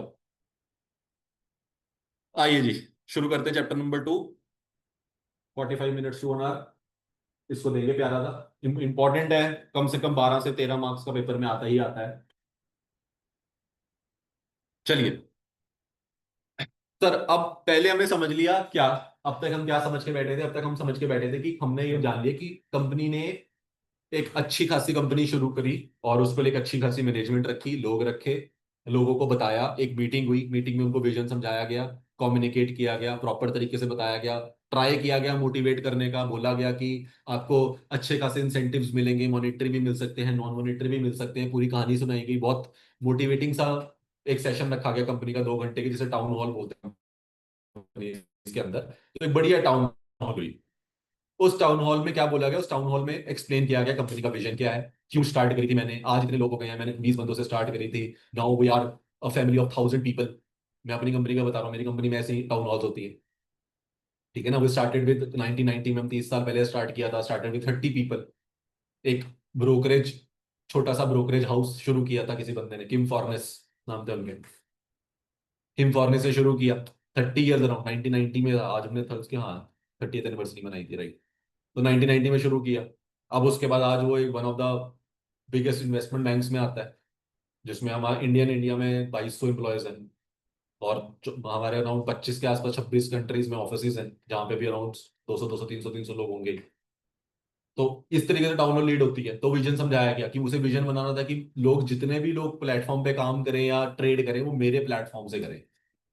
प्लेटफॉर्म व्यू था उसका, प्लेटफॉर्म चाहता था कि ऐसा प्लेटफॉर्म हो कि बंदे को कोई भी सिक्योरिटी में ट्रेड करना है, शेयर, सीएफडी, टेंडर, ये वो सब कुछ मेरे प्लेटफॉर्म मिलेगा, CFDs, whatever you want to trade, futures, options, X Y Z, that's the plan. पर उन्होंने इंडिया टारगेट नहीं किया कभी भी, क्योंकि इंडिया में अकाउंट 500 रुपये में खुल जाता है, जीरो दे तो फ्री में भी दे देता है ऑप्शन, ग्रो भी फ्री में दे देता है अकाउंट का ऑप्शन। और उनकी मिनिमम वैल्यू है कि आपको 10,000 अकाउंट में होने ही होने चाहिए। और ऐसा किस में नहीं है, हमारे किसी इंडियन प्लेटफॉर्म पे नहीं है कोई लाइबिलिटी, क्योंकि हम तो जीरो, जब बैंक ही हमारे को जीरो लाइबिलिटी अकाउंट दे देता है कि जीरो बैलेंस खोल लो, तो कोई प्लेटफॉर्म पैसे देगा तो कोई भी नहीं लेगा। तो इसलिए India market was never a target. But अगर हम किसी और मार्केट की बात करूँ, तो वहां पे लोग ऐसे, वहां पे $10,000 हमारे लिए मिनिमम अमाउंट है। You can not go without less other than that, उतने डालोगे तभी अकाउंट खोल के देंगे। ठीक है ना, तो वो विजन था, उसके बेसिस पे मिशन बनाया, अलग अलग कंट्रीज में जहां जहां मार्केट का स्कोप था वहां वहां घुसे। तो वो सारी क्या थी, वो जो टाउन हॉल थी, वो एक इंप्रेसिव, एक मोटिवेशन, एक कम्युनिकेशन फैक्टर होता है जो आपको बताती है why are you so important to the organisation. फिर उस हर एक डिपार्टमेंट के बारे में थोड़ा थोड़ा बोला जाता है। जैसे I am being a part of tax and corporate action, तो मेरे डिपार्टमेंट के बारे में बोला गया कि एक कंपनी जानी जाती है कि उसको वो कैसे रिप्रेजेंट करती है अपने आप को एक रेगुलेटरी प्लेटफॉर्म पे। अगर आप इंडिया को छोड़ दो, तो जो बाहर कंट्रीज हैं उसमें सबसे इंपॉर्टेंट फैक्टर होता है कि आप रेगुलेटरी कितने परफेक्ट हो। आपकी कंपनी के बोर्ड के ऊपर लाल कलर का छापा लगा जाता है वो, ताकि कोई बंदा बाहर से भी निकल रहा हो तो समझ जाएगा इसने फ्रॉड किया है। मार्केट में न्यूज फैलनी जरूरी नहीं है। जापान की कहानी बताता हूँ आपको। जापान में अगर आपने कोई रेगुलेटरी ब्रीच कर दिया, जैसे हमारे एक ऑफिस में जापान से कुछ रेगुलेटरी ब्रीच हो गया, हमें मतलब it was not intentional, unintentional way से हो गया। हमने कुछ पैसा काटा क्लाइंट्स का टैक्स का, लेकिन वो हमने जमा करा रहे थे तो हमने जमा कम करा दिया किसी रीजन की वजह से, हमने उसे रिपोर्टिंग में नहीं लिए समाउ। जैसे मैं एग्जांपल दे रहा हूँ, मतलब कहानी पीछे अलग अलग होती है, बट एक एग्जांपल ऐसा। अब तो सरकार को लगा ये तो गड़बड़ है भाई, ये तो गलत है। तो अब वहां पे हमारे को रेड कलर का एक बोर्ड के ऊपर एक बड़ा चिन्ह मिल गया, एक they have done a very big fraud. Regulatory breach है भाई यहाँ का। इस कंपनी पे जो भी पैसा लगाएगा अपने दम पे लगाओ, सरकार नहीं मदद करेगी निकलवाने में। तो why people will trust them. समझ रहे हो? लोग कहेंगे भाई इससे अगर मेरा है पैसा तो निकाल लो। अगर बैंक की कोई न्यूज आ जाए इसका दिवाला होने वाला है, अगर आपको वहां पे अकाउंट होगा तो आप क्या करोगे? पहले विड्रॉ करोगे जाके कि भाई चलेगा तो वापस डाल लेंगे, अभी तो निकाल पहले पैसा जो पड़ा है। लॉकर खाली करोगे सबसे पहले अगर आपका वहां लॉकर है तो। ठीक है ना? तो ये होता है यहाँ पे, ये जो यहाँ पे न्यूज की वेट करनी पड़ती है, वहां पे तो वो सामने लगा जाते हैं। तो वहां हमारे को क्या बताएगा? हमारे को हमने टैक्स को क्या करना था? मोटिवेट करना था। तो हमें मोटिवेट किया गया कि आप टैक्सेस से हमारी कंपनी बाकी कंट्रीज में रिप्रेजेंट करती है। If we do with the right regulations, right amount of taxes, बढ़िया काम करेंगे, लोग खुश होंगे, लोगों की टैक्स रिपोर्टिंग का इशू नहीं आएगा, तो we are a very good company on the face of the other countries. तो ये हमारे लिए मोटिवेटिंग था कि मैं उस वाली काम में काम करता हूँ जहां मैं कंपनी को ऑन द फेस रिप्रेजेंट करता हूँ। तो बीइंग अ टैक्स एम्प्लॉय मेरे लिए तो ये मोटिवेटिंग फैक्टर होगा। ऐसे ही और कंपनी को बताएगा, सिक्योरिटी ट्रांसफर को बोला गया आपकी सिक्योरिटी ट्रांसफर 1 सेकंड में हो जाती है, T+1 सेटलमेंट कर देते हो। मैं इन्वेस्टमेंट बैंकिंग के टर्म्स में बात कर रहा हूँ, मतलब ऐसे ही हर कंपनी की अपनी अपनी टर्म्स होती होंगी। तो द पॉइंट इज, वो जो टाउन हॉल होती है वो आपको एक विजन, मिशन, गोल और ऑब्जेक्टिव तक ही पहुंचाती है। विजन बता के मिशन बता देगी, फिर उसके बाद आएगी now as we are here for 2025 and 26, I am expecting कि हम 2026 तक क्या अचीव करने वाले हैं। वो टर्म जब पीपीटी पे खुलेगी तो वहां पे कुछ फिगर्स लिखी होंगी। Now we are at a capacity of handling 1 lakh events per day. But I'm expecting our IT team, that good IT team जो हमारी है, मुझे लगता है हम 2026 तक 1,20,000 इवेंट भी अपने प्लेटफॉर्म पे पर डे एग्जीक्यूट कर पाएंगे। क्या ये टारगेट में कन्वर्ट हो गया? हुआ टारगेट में कन्वर्ट। जैसे नंबर्स आ जाते हैं किसमें कन्वर्ट हो जाती है कहानी? ऑब्जेक्टिव में, टारगेट में चली जाती है वो। तो टारगेट मिल गया, ऑब्जेक्टिव बता दिया, विजन बताया, विजन से मिशन बताया 25-26 का, फिर वहां से टारगेट में कन्वर्ट करके ऑब्जेक्टिव बता दिया। फिर बता दिया कि क्या अब हम जर्नीज बनाने वाले हैं, जो जर्नीज हर 3 महीने में वैल्यूएट करी जाएगी और हर जर्नी को उसका एक गोल मिलेगा, ताकि हम क्या अचीव कर पाए, ये 2025-26 का टारगेट अचीव कर पाए। तो गोल भी समझा दिया। तो इस तरीके से कंपनी क्या करती है, आपको पहले चैप्टर तक काउंट डाउन का काम होता है पहुंचाना। अब वो पहुंचा दिया, अब उसके बाद सारा काम हमें करना है। एग्जीक्यूशन तो हम करेंगे, 1,20,000 कह के तो चले गए। वो 1,20,000 की कैपेसिटी बढ़ाने का काम तो आईटी वालों मिलके और बीए वालों को मिलके करना पड़ेगा भाई। कैसे बढ़ानी है, कहाँ पे ऐड ऑन करें, सिस्टम फेलियर ना हो, लैग ना आए। एप्पल की इतनी बड़ी सिक्योरिटी आती है, 1 मिलियन लोग उस पर शेयर खरीदते हैं, 1 मिलियन लोग शेयर बेचते हैं, 1 मिलियन लोगों को डिविडेंड बांटना है मुझे। एक और ऐसे अगर एक कंपनी, अगर मान लो एक ही दिन में एप्पल ने अनाउंस कर दिया, खुदा ना खास्ता माइक्रोसॉफ्ट ने अनाउंस कर दिया, खुदा ना खास्ता गूगल ने अनाउंस कर दिया मैं भी डिविडेंड दूंगा, तो 1 मिलियन 1 मिलियन 1 मिलियन। ये तो बड़ी बड़ी कंपनीज है, इसमें तो मिलियन मिलियन लोगों के डिविडेंड जा रहे हैं। इतने लोगों ने एप्पल ले रखा है बाहर तो।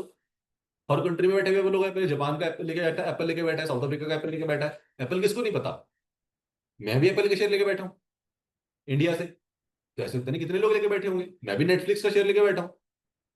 तो मैं अगर यहाँ पे बैठा हूँ तो ऑल ओवर द वर्ल्ड तो बतेरी दुनिया बैठी होगी। तो वो सब कुछ प्रोसेस करना कैसे चलेगा, मेरे तक कैसे डिविडेंड पहुंचेगा यूएससी कंपनी का?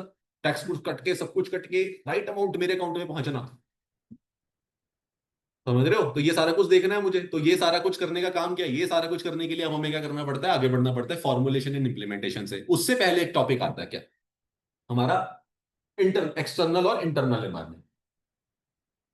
इधर किसी भी चीज को अचीव करने के लिए बिजनेस बन रहा है, विजन बता दिया, मिशन बता दिया, अभी हम आगे चल रहे हैं। अब ये तो मैं तब की बात बता रहा हूँ जब मिशन में हमारा कंपनी बन चुकी है।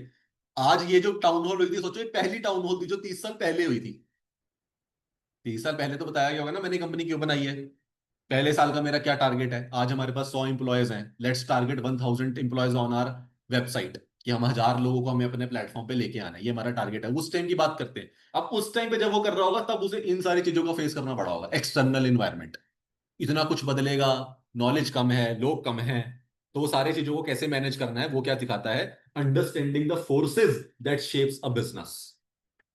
तो एक अंडरस्टैंडिंग करनी पड़ेगी हमें वो सारे फैक्टर्स की जो मेरे ऑल अराउंड द बिजनेस घूमने वाले हैं, चाहे वो मेरी कंपनी के अंदर हो चाहे मेरी कंपनी के बाहर हो। पर वो इतने ज्यादा थे तो हम उसे एक साथ नहीं पढ़ सकते थे, इसलिए 2 पार्ट में डिवाइड कर दिया। अभी हम पढ़ेंगे कौन से वाले? एक्सटर्नल वाले जो बाहर है कंपनी के, जिसपे मेरा जोर चलता ही नहीं है। बाहर कुछ रेगुलेटरी बदल कर वो बोलेंगे कि भाई प्लेटफॉर्म से ट्रेड ही नहीं करने देंगे लोगों को। रेगुलर गवर्नमेंट के ही एक सर्कुलर आ जाए, nobody is allowed to do a trading through platform, physical जाके खरीदो शेयर। तो सारा जीरो दर को तो बैठना पड़ जाएगा। उनके कंट्रोल में है। वो आप वो कर सकते हैं, कंसर्न रेज कर सकते हैं, लड़ सकते हैं, वो सब कर सकते हैं, बट क्या वो उनके कंट्रोल में है डिसीजन को मैनिपुलेट करना? नहीं है ना। तो इसीलिए क्या पढ़ने वाले हैं सर हम अभी? बहुत प्यारा सा टॉपिक है, बहुत अच्छा टॉपिक है, very important for the business. क्या sir? Introduction to strategic analysis. Sir अब एनालिसिस की बात आई, अब आप लोग उस स्टेज पे पहुंच गए जहां पे आप लोग सीए वाला काम करोगे। सीए वाला एसएम वाले बंदे अब बनोगे आप। अभी तक तो उसने आपको अपनी कहानी सुनाई थी और सारे आंसर दे दिए जो आपको चाहिए थे। भाई तू क्या बिजनेस बनाना चाहता है, क्या करेगा, तेरा गोल क्या है, तेरा ऑब्जेक्टिव क्या है, एसएम का प्रोसेस क्या होता है, ये आपने उसको बिठा के ज्ञान पेला अच्छा खासा, ताकि वो क्लाइंट आपसे बन जाए। ठीक है ना? अभी हमने एसए का अगर मैं बात करूं तो 210 लगाया सिर्फ, और 220 उसको बिठाया, एग्रीमेंट वगैरह साइन करा उससे, एंगेजमेंट लेटर ले ली, दे दी उसको, बता दिया कि हाँ मैं तेरा एसएम का प्लान बनाने वाला हूँ। उसने कहा बहुत बढ़िया सर, मैं तैयार हूँ, ये मेरा विजन है, अचीव करवा दो, मैं कहूँ चार्ज करा दूंगा। कॉन्टिन्यूटी ले ली, एक्सेप्टेंस ले ली, 220 होगा, मैंने बता दिया मैं क्वालिटी ऑफ वर्क करता हूँ, सब कुछ यहां तक हमारा हो गया। 230 तो साथ से चलती है डॉक्यूमेंटेशन। अब आते हैं आगे। अब करेंगे सर उसके बिजनेस के बारे में, 300 की सीरीज पे जाते हैं, अंडरस्टैंडिंग द एंटिटी करते हैं जो हम, याद है ना 300 की series, understanding the entity and its environment, ऐसे 315 यही करने वाले हैं। अंडरस्टैंडिंग द एंटिटी, उसके बारे में, उसके बारे में समझेंगे। चलो sir, definition and purpose. Strategic analysis क्या है? एक मेथडोलॉजिकल अप्रोच है to business planning, focus on making the right resources investment. अब ऊपर की बात उसने मैनेजमेंट ने करी थी कि मैनेजमेंट का काम होता है इंटीग्रेट करना रिसोर्सेज को, पढ़ के आए थे। अब वो थोड़ा सा आगे बढ़ गया कि भाई आप इंटीग्रेट तो कर लोगे रिसोर्सेज को, उसमें कोई प्रॉब्लम नहीं है, लेकिन एक राइट रिसोर्स इन्वेस्टमेंट भी, क्या रिसोर्स को राइटली लगाना कहाँ पे है, ये वाली चीज भी आपको क्या करनी पड़ेगी, ये मैं बताऊंगा। जब वो हमसे पूछने का प्लान मैं कहूंगा सर आपके पास ये जो लिमिटेड रिसोर्सेज है ना, इसको बहुत तरीके से यूज करना पड़ेगा। तो कहेगा सर तरीके का मतलब क्या है? सर तरीके का मतलब है राइट रिसोर्स इन्वेस्टमेंट करनी पड़ेगी सर। आपके पास बंदे उतने ही है, 10 बंदों से ही काम कराना है आपने, तो एक ही बंदे को अगर आपने गलत काम के लिए लगा दिया तो वो वेस्ट है, उसका एफर्ट वेस्ट है। तो इसलिए definition and purpose sir, strategic analysis क्या होता है सर? एक एनालिटिकल अप्रोच होती है, मतलब एक मेथड होता है, बहुत सारे मेथड्स है उसमें से कोई एक मेथड हमने लिया होगा, मेथड कि हम ये फॉलो करेंगे। वो अप्रोच जो बिजनेस प्लानिंग, जब हम बिजनेस की प्लानिंग कर रहे हैं तो फोकस करती है कि आपकी जो इन्वेस्टमेंट, जो रिसोर्सेज हैं वो सही तरीके से क्या हो, इन्वेस्ट हो, टू अचीव ऑर्गेनाइजेशनल, क्या लिखा है वर्ड, इसने यहां पे विजन मिशन क्यों नहीं लिखा?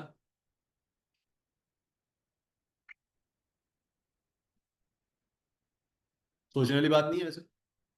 यहाँ पे वो चाहता तो ऑर्गेनाइजेशनल विजन भी लिख सकता था, ऑब्जेक्टिव तो छोटी कैटेगरी होती है, पहले विजन, फिर मिशन, फिर ऑब्जेक्टिव, फिर गोल।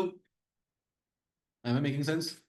मेरा क्वेश्चन वैलिड है कि नहीं है? मतलब मेरा क्वेश्चन सिंपल सा है, आपने लिखना था तो आपने ये क्यों नहीं लिखा to achieve organisational vision?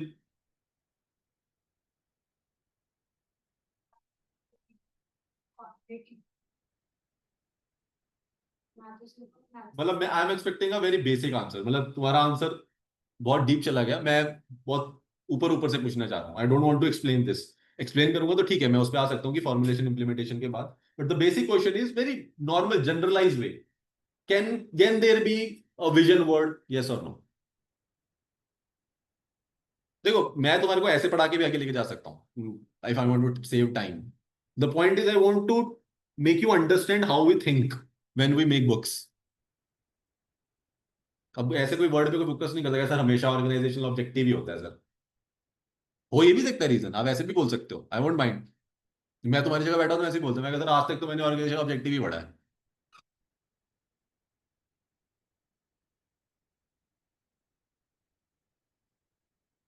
Anybody? नहीं।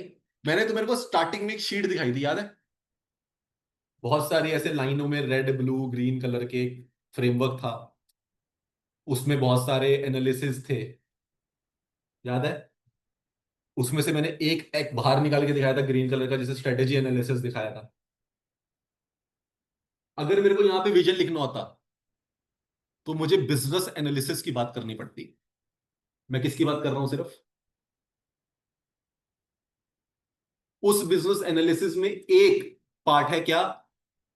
स्ट्रेटेजी एनालिसिस, रिस्क एनालिसिस, ये एनालिसिस, वो एनालिसिस, इधर वाला एनालिसिस, उधर वाला एनालिसिस, उसमें कौन कौन सा आता है? Strategy analysis. याद है लाइंस थी बहुत सारी, एक बिजनेस एनालिसिस, उसमें एक स्ट्रेटेजी एनालिसिस था कि हम उसकी स्ट्रेटेजी पे काम करते हैं, वरना बहुत सारे एनालिसिस होते हैं बिजनेस के अंदर। जो बहुत सारे एनालिसिस बिजनेस के अंदर होते हैं वो विजन के लिए होते हैं, क्योंकि विजन क्या है, एक, सारे एनालिसिस मिलकर उस विजन को अचीव करेंगे।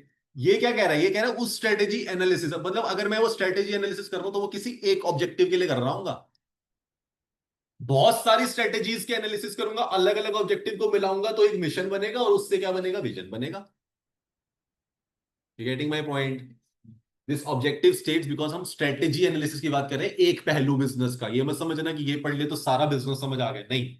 हम स्ट्रेटेजी पे फोकस पे हैं कि स्ट्रेटेजीज कैसे बनाई जाती हैं। There are so many analysis for a person to do in business, ठीक है ना। Strategy analysis is one part of it, but the main part of it, ठीक है। तो स्ट्रेटेजी किसके लिए बनाई जाती है, हर एक ऑब्जेक्टिव के लिए बनाई जाती है, ताकि सारे के सारे ऑब्जेक्टिव जब आपस में मिले तो क्या बन जाए, हमारा एक अचीव हो जाए मिशन, और उससे हमारा क्या बन जाए आगे, vision. Are you getting my point? Am I clear? चलो। It forces company to think critically about the rivals and aids in evaluating business plan to stay ahead of the competition। तो sir strategy हम इसलिए बनाते हैं ताकि हम critically क्या देख पाए कि हमारे कॉम्पिटिटर्स क्या कर रहे हैं, और हमारे बीच में कौन कौन सा है जो हमें चीज रोक सकती है, हमारे बिजनेस को ऐसी तरीके से इवेल्युएट करते हैं ताकि हम कंपटीशन में अहेड हो पाए। इस stay ahead of the competition को एक और वर्ड दे सकते हैं क्या, कॉम्पिटिटिव एडवांटेज। ऑब्जेक्टिव, ऑब्जेक्टिव में था ना, तो कॉम्पिटिटिव एडवांटेज बनी रहे, इस वजह से भी हम क्या करते हैं, स्ट्रेटेजी एनालिसिस करते हैं। देखो अगर आता होगा तो सेम लिख के आने की जरूरत नहीं, अगर आप इसके कॉम्पिटिटिव एडवांटेज लिखोगे मेरे को खुशी होगी आपको नंबर देने में, ठीक है ना। आई वोंट से कि यार ये तुमने वो वर्ड नहीं लिखा जो मेरे पास आंसर्स में आया है। If you choose the right words, जो चेकर होगा वो भी बहुत बढ़िया हेल्प, खुश होगा। चलिए सर, उसके बाद आता है कोर एलिमेंट्स क्या है। सर कोर एलिमेंट सिंपल है, अगर आपने एक स्ट्रेटेजी को डिफाइन करना और एक ऑब्जेक्टिव अचीव करना है ना, तो उसके लिए आपको एक्यूरेट क्या करना पड़ेगा, डायग्नोसिस करना पड़ेगा। किसका, दो फैक्टर्स का। कौन कौन से, एक्सटर्नल और इंटरनल। एक्सटर्नल क्या बताते हैं आपको, अपॉर्चुनिटीज एंड थ्रेट्स। इंटरनल क्या बताते हैं, स्ट्रेंथ और वीकनेसेस। इसको ओवरऑल क्या बोलते हैं, स्वॉट मैट्रिक्स। गुड। तो सर जब डायग्नोज होते हैं वो एसेंशियल किस लिए होता है, ताकि क्या कर पाए, हम डिसाइड कर पाए कि हमें लॉन्ग टर्म क्या लेनी है, साउंड लॉन्ग टर्म डायरेक्शन के बारे में जा पाए। मतलब हम एक ऐसी स्ट्रेटेजी क्या कर पाए, बना पाए, जिससे हम कह सके कि हाँ ये हमारे को लग रही है बढ़िया, जिससे हमारा एक क्या हो जाएगा, एप्रोप्रिएट ऑब्जेक्टिव क्या हो जाएगा, सेट हो जाएगा, जो हमें अचीव करना है। और ये उसके लिए क्या रहेगी, हमारी एक विनिंग स्ट्रेटेजी रहेगी। ये वर्ड्स ऐसे हैं जो आपको मौका मिले तो आप लिख सकते हो, याद नहीं करने। Everything is on the paper is not to learn, ठीक है ना। It's for the understanding and use the right words when you write. ऐसा नहीं है कि आपको सर क्राफ्ट मीनिंग स्ट्रेटेजी मुझे वहां लिख के आना पड़ेगा, नहीं।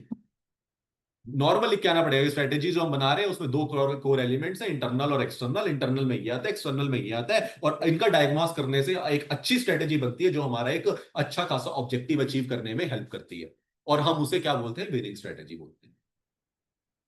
क्लियर? कोई वर्ड यहाँ पे कंपल्शन नहीं है, ठीक है ना। हाँ, एक्सटर्नल में स्ट्रेंथ और वीकनेस नहीं आ सकता, ये याद रखना। ऐसे में बोला सर क्या फर्क पड़ता है, तो वो वर्ड को ऊपर नीचे तो कर देंगे, ऐसे नहीं करना है। एक्सटर्नल में क्या आएगा, अपॉर्चुनिटीज एंड थ्रेट्स, और इंटरनल में क्या आएगा, स्ट्रेंथ और वीकनेसेस। अगर देखो इसको एक डेफिनेशन में पढ़ना हो पूरे पेज को, तो बस इतना सा याद रखना है। सर एक स्ट्रेटेजिक एनालिसिस का प्रोसेस होता है, क्या प्रोसेस होता है सर, वो एक्सटर्नल एनालिसिस, एक्सटर्नल एनालिसिस और इंटरनल एनालिसिस। एक्सटर्नल में ओटी, इंटरनल में एसडब्ल्यू। क्या करता है वो, हम क्या करना होता है उसका एक्यूरेट डायग्नोसिस, ताकि हम क्या कर पाए, ताकि वो हमें क्या दे पाए, साउंड लॉन्ग टर्म डायरेक्शन दे पाए, कि पता चल गया कि यार किस डायरेक्शन में जाना है, हमारी क्या अपॉर्चुनिटीज है, क्या थ्रेट्स है, किससे बचना है, किसको यूज करना है, कौन सी हमारी पावर है, कौन सा हमारा कोर एरिया, कौन सा हमारा कोर एरिया नहीं है। ये सब कुछ शॉर्ट सिखा देता है आपको। उसके बाद आगे हम क्या पर एप्रोप्रिएट ऑब्जेक्टिव जो हमने सेट करा है वो अचीव हो पाए, और वो हमें क्या कहलाती है, हमारी विनिंग स्ट्रेटेजी कहलाती है। क्या है, कंपनी में एक ही विनिंग स्ट्रेटेजी हो सकती है, बहुत सारी हो सकती है। सर इंपॉर्टेंस एंड एप्लीकेशन क्या, क्या इंपॉर्टेंस है, मतलब स्ट्रेटेजी एनालिसिस करने से क्या मिलेगा। आप कॉन्टिन्यूस एनवायरमेंटल स्कैनिंग करोगे तो वो अच्छा ही रहेगा के लिए। क्यों, क्योंकि क्या करता है, involve constant scanning to learn about the dynamic market changes, ताकि कैसे भी कोई भी मार्केट चेंज हो रहा होगा तो आप अपडेटेड रहोगे। ऐसा नहीं होगा कि पता चला आपने एक रूल आया, जैसे हमारे अभी क्या होता है, बहुत सारे हमारे ऐसे छोटी छोटी प्रोविजन आती है, उसके ऊपर एक और प्रोविजन आ जाती है जो उसको अमेंड कर देती है, अमेंडेड प्रोविजन में। और एक आई प्रोविजन आई थी, हमने फॉर्म देखा, याद करा, फॉलो करा, कंपनी में चेंज कर दिया। 2 दिन बाद ही अमेंडेड प्रोविजन आ गई थी। अभी जैसे ये हुआ, जीएसटी का चेंज आया, 22 सितंबर की डेट आई, हमने जान लिया 22 सितंबर की डेट के बाद कुछ ऐसे एरियाज है जो अभी भी बहुत क्लियर नहीं है कि किस में क्या होगा। अब उसकी प्रोविजन आ जाए, लेकिन हम अगर अपडेटेड ही नहीं है और हम अभी भी बिल वैसे ही काट रहे हैं, दिक्कत आ जाएगी जीएसटी फाइल करते हुए। आ जाएगी, रेगुलेटरी ब्रीच पे पहुंच जाओगे तुम 2 मिनट में। बट तो आप लोग क्या करना पड़ेगा, आप अपने सीए को बोल के चलोगे कि भाई मुझे बता दियो, मेरे वाले प्रोडक्ट के बारे में भी कंप्लीटली पता नहीं चला मुझे कि मुझे 12 में जाना है 18 में जाना है। आपको नहीं पता क्योंकि नहीं दिया मार्केट ने सही तरीके से उसका व्यू, गवर्नमेंट ने, उन्होंने बोला कि जब देंगे लॉ तब पता चल जाएगा। Getting my point. तो क्या रेगुलेटरी के बारे में आपको क्या करना पड़ेगा, कॉन्टिन्यूसली स्कैनिंग चाहिए। क्यों? ताकि वो आपको कुछ भी डायनेमिकली जो भी मार्केट के चेंजेस हो रहे होंगे उसको क्या करती है, हेल्प करती है। A systematic approach is crucial for managing risk and uncertainty. तो एक सिस्टमैटिक अप्रोच चाहिए, मतलब कॉन्टिन्यूस एनवायरमेंटल स्कैनिंग, यही वर्ड है मेन जो पढ़ने वाले हैं। क्या ये एनवायरमेंटल स्कैनिंग वहीं से उठा हुआ है चैप्टर नंबर 1 से? यही था ना सेकंड नंबर पे जो पढ़ा था हमने, स्टेप्स में भी सेकंड पॉइंट यही पढ़ा था। बिल्कुल। फिर क्या होता है, इन्फॉर्म्ड डिसीजन मेकिंग। अगर आपने किसी चीज का स्वॉट कर लिया तो क्या बेटर डिसीजन ले पाओगे कि नहीं ले पाओगे? अगर आपने ये जान लिया कि मेरे बिजनेस की स्ट्रेंथ क्या है, मेरे बिजनेस की वीकनेसेस क्या है, मेरे बिजनेस के थ्रेट्स क्या हैं, अगर आपने इतने प्रिपेयर्ड हो गए, उसके बाद आपने ये भी सीख लिया कि मुझे प्रोएक्टिवली क्या चीज करके रखनी है, रिएक्टिवली कैसे करना है पूरा का पूरा काम, मेरा ऑब्जेक्टिव बहुत क्लियर है, मुझे पता है किस डायरेक्शन में जाना है। अगर आपको डायरेक्शन पता है, थ्रेट्स अपॉर्चुनिटीज स्वॉट पता है, एक स्ट्रेटेजी बढ़िया बना रहे हो जो विनिंग स्ट्रेटेजी का काम कर रही है, तो ऑब्वियसली आपका डिसीजन क्या बन के आएगा, इन्फॉर्म्ड बन के आएगा। Better decision making power. भाई हम पहले वाले चैप्टर से तो अच्छे उस पे आगे। पहले अगर किसी ने विजन पे सिर्फ एक डिसीजन लेना होता है, मैं इन्वेस्टर हूं, मुझे डिसीजन लेने से कंपनी पैसे लगाऊं या नहीं लगाऊं, पहले चैप्टर को पढ़ के तो मुझे पता ही नहीं चला विजन से क्या होता है। तूने बोल दिया ऐसे 30 साल बाद मैं अपने आपको यहां देखता हूं, तो पहुंचेगा नहीं पहुंचा किसको पता है। जैसे जैसे वो मेरे को क्या करेगा, मेरे को उसके बिजनेसेस की स्ट्रेंथ और वीकनेसेस के बारे में पता चलेगा। वो ग्रीन रेवोल्यूशन का बिजनेस मैं करूँ यार, सरकार सपोर्टिव है इस पे बहुत तगड़ी, ठीक है ना, बंदे अच्छे हैं, काम कर रहे हैं। प्लेटफॉर्म में बंदे का सीईओ का रिपोर्ट देके देखा पिछले 5 साल से इसने जिस कंपनी में गया, ट्रैक रिकॉर्ड बहुत अच्छा है। जब मैंने उसके बारे में अच्छी खासी अंडरस्टैंडिंग द बिजनेस लिया, ठीक है ना, उसका स्वॉट जानना, उसके थ्रेट्स भी जानने, पर थ्रेट्स में मुझे ये जानना है कि ये थ्रेट इतने बड़े नहीं है जो ओवर पावर कर जाए इसकी वीकनेसेस को। जब ये सब कुछ मुझे पता चला तो मुझे लगा कि यार इस बिजनेस में जाना चाहिए। तो कहीं ना कहीं क्या हो गया, एक इन्फॉर्म्ड डिसीजन मेकिंग। अब इन्वेस्टर की तरह से सोचो या कंपनी की तरह से सोचो, without a perceptive understanding of the both environments, managers risk creating strategies that don't fit the situation well and are unlikely to boost performance। तो अगर आपने ये सब नहीं किया, क्या स्कैनिंग करने का काम, अगर आपने सही तरीके से इन्वायरमेंट को नहीं समझा, तो हो सकता है एक ऐसी स्ट्रेटेजी चूज कर लो जो आपके बिजनेस के लिए क्या ना हो, फिट ना हो। तो इसलिए आप इन्फॉर्म डिसीजन शायद नहीं ले पाओगे। तो इसलिए लेने के लिए क्या करनी पड़ेगी आपको, कॉन्टिन्यूअस इन्वायरमेंटल स्कैनिंग। अगर करोगे तो उससे क्या निकल के आएगा, एक अच्छा इन्फॉर्म्ड डिसीजन मेकिंग। और उसके बाद क्या है, wide spread adoption। the majority of the rapidly expanding organization utilizes strategies। क्या करती है, अगर किसी भी कंपनी को अडेप्ट करनी है तो वो क्या करेगी, क्या करेगी, स्ट्रेटेजिक प्लानिंग करेगी, ताकि वो क्या कर सके कि जो भी हमें स्ट्रेटेजिक प्लानिंग इस तरीके से करनी पड़ेगी कि वो हमारे ऑब्जेक्टिव को मैच करे, हमारे बिजनेस को हम ताकि अच्छे तरीके से क्या कर पाए, एक्सपैंड कर पाए, ताकि हमारा बिजनेस हमारे गोल को, क्योंकि भाई वो स्ट्रेटेजी एक ऑब्जेक्टिव के लिए है, एक ऑब्जेक्टिव से विजन नहीं अचीव होगा। आपको अपनी स्ट्रेटेजीज को ऐसे करना पड़ेगा कि वो दूसरी स्ट्रेटेजी के साथ जाके मिले, फिर वो तीसरी के साथ जाके मिले, ताकि ओवरऑल एक आप winning strategy for the company बना पाओ। ये किसके लिए पढ़ रहे हैं अभी हम, एक ऑब्जेक्टिव के लिए। मैंने तुम्हें बताया वहां विजन नहीं लिखा, वहां क्या लिखा था, ऑब्जेक्टिव, एक टारगेट अचीव होगा इस स्ट्रेटेजी से। तो एक्सपेंडिंग, हमें ऐसी कोई स्ट्रेटेजी चाहिए जो हम चलाते रहे, ये इससे कनेक्टेड हो वो उससे कनेक्टेड हो। इसलिए वाइड स्टेप क्या चाहिए हमारे को, अडॉप्शन, ताकि मेजोरिटी क्या हो, हमारी ऑर्गेनाइजेशन एक बड़े लेवल पे जा पाए। तो उसके लिए आपको क्या चाहिए, अच्छी स्ट्रेटेजिक प्लानिंग चाहिए कि भाई कौन सी स्ट्रेटेजीज आपस में मिलके एक मेरे कॉमन विजन तक पहुंचा देंगी मुझे। क्लियर है? आने के चांसेस है नहीं सर, बट क्या पता होना चाहिए, यस सर। चलो, उसको वहां से नहीं पढ़ना है लास्ट के 1.5 दिन पे, यहां से पढ़ना है। कैसे पढ़ना है सर, 2 मिनट में। पहले नंबर पे सर, स्ट्रेटेजिक एनालिसिस का मीनिंग सिंपल है sir, analysis of the operating environment. तुम्हें दिख नहीं रहा होगा शायद, sorry. Analysis of the operating environment of a business, जो भी एनवायरनमेंट ऑपरेट हो रहा है कंपनी के अंदर, एक्सटर्नल इंटरनल, उसका एनालिसिस करना, उसके बेसिस पे क्या करना, फॉर्मुलेट करना एक प्लान को, और लास्ट में बिजनेस के डिसीजंस लेना। ये मेरा किसका काम होता है, स्ट्रेटेजी एनालिसिस का। मैं एनालिसिस क्यों करता हूं पहले नंबर पे, ताकि मैं इन्वायरमेंट का एनालिसिस कर पाऊं, उसके बेसिस पे प्लान बना पाऊं, और ताकि मेरे फ्यूचर के जो मेरे डिसीजन है वो सही हो। सर ये चार्ट है जो बता रहा है आप चैप्टर 1 से चैप्टर 2 में आ गए हो। चैप्टर 1 में वो बोल रहा है आपने स्ट्रेटेजिक एनालिसिस के पहले आप इवेल्युएट करते हो क्या, 4 चीजें, विजन, गोल, मिशन, ऑब्जेक्टिव। इसको आपने इवेल्युएशन करके आए हो आप स्ट्रेटेजिक इंटेंट में। अब वो कह रहा है जब आप इसको इवेल्युएट करके आ गए ना, उसके बेसिस पे अब आपको एनालाइज करना है। क्या एनालाइज करना है, आपका एक्सटर्नल एनवायरनमेंट कैसा है, आपका इंटरनल एनवायरनमेंट कैसा है। एक्सटर्नल करोगे तो क्या निकल के आएगा, अपॉर्चुनिटी थ्रेट्स, और दूसरे नंबर पे क्या निकल के आएंगे, स्ट्रेंथ एंड वीकनेसेस। अब आपको इन चारों को एनालाइज करना है और अपने इन्फॉर्म अच्छा डिसीजन बनाना है। आईसीआई ने इसको कैसे लिखा, आईसीआई ने इसको इस तरीके से बताया, अच्छे तरीके से, बढ़िया, गुड चार्ट। कुछ ऐसे चार्ट्स हैं जो मैंने आईसीआई से बिल्कुल सेम उठाए हैं, मेरे को जरूरत नहीं लगी क्योंकि उन्होंने बहुत बढ़िया बनाए थे। जहां पे नहीं बनाए थे वहां मैंने अपने हिसाब से डाले।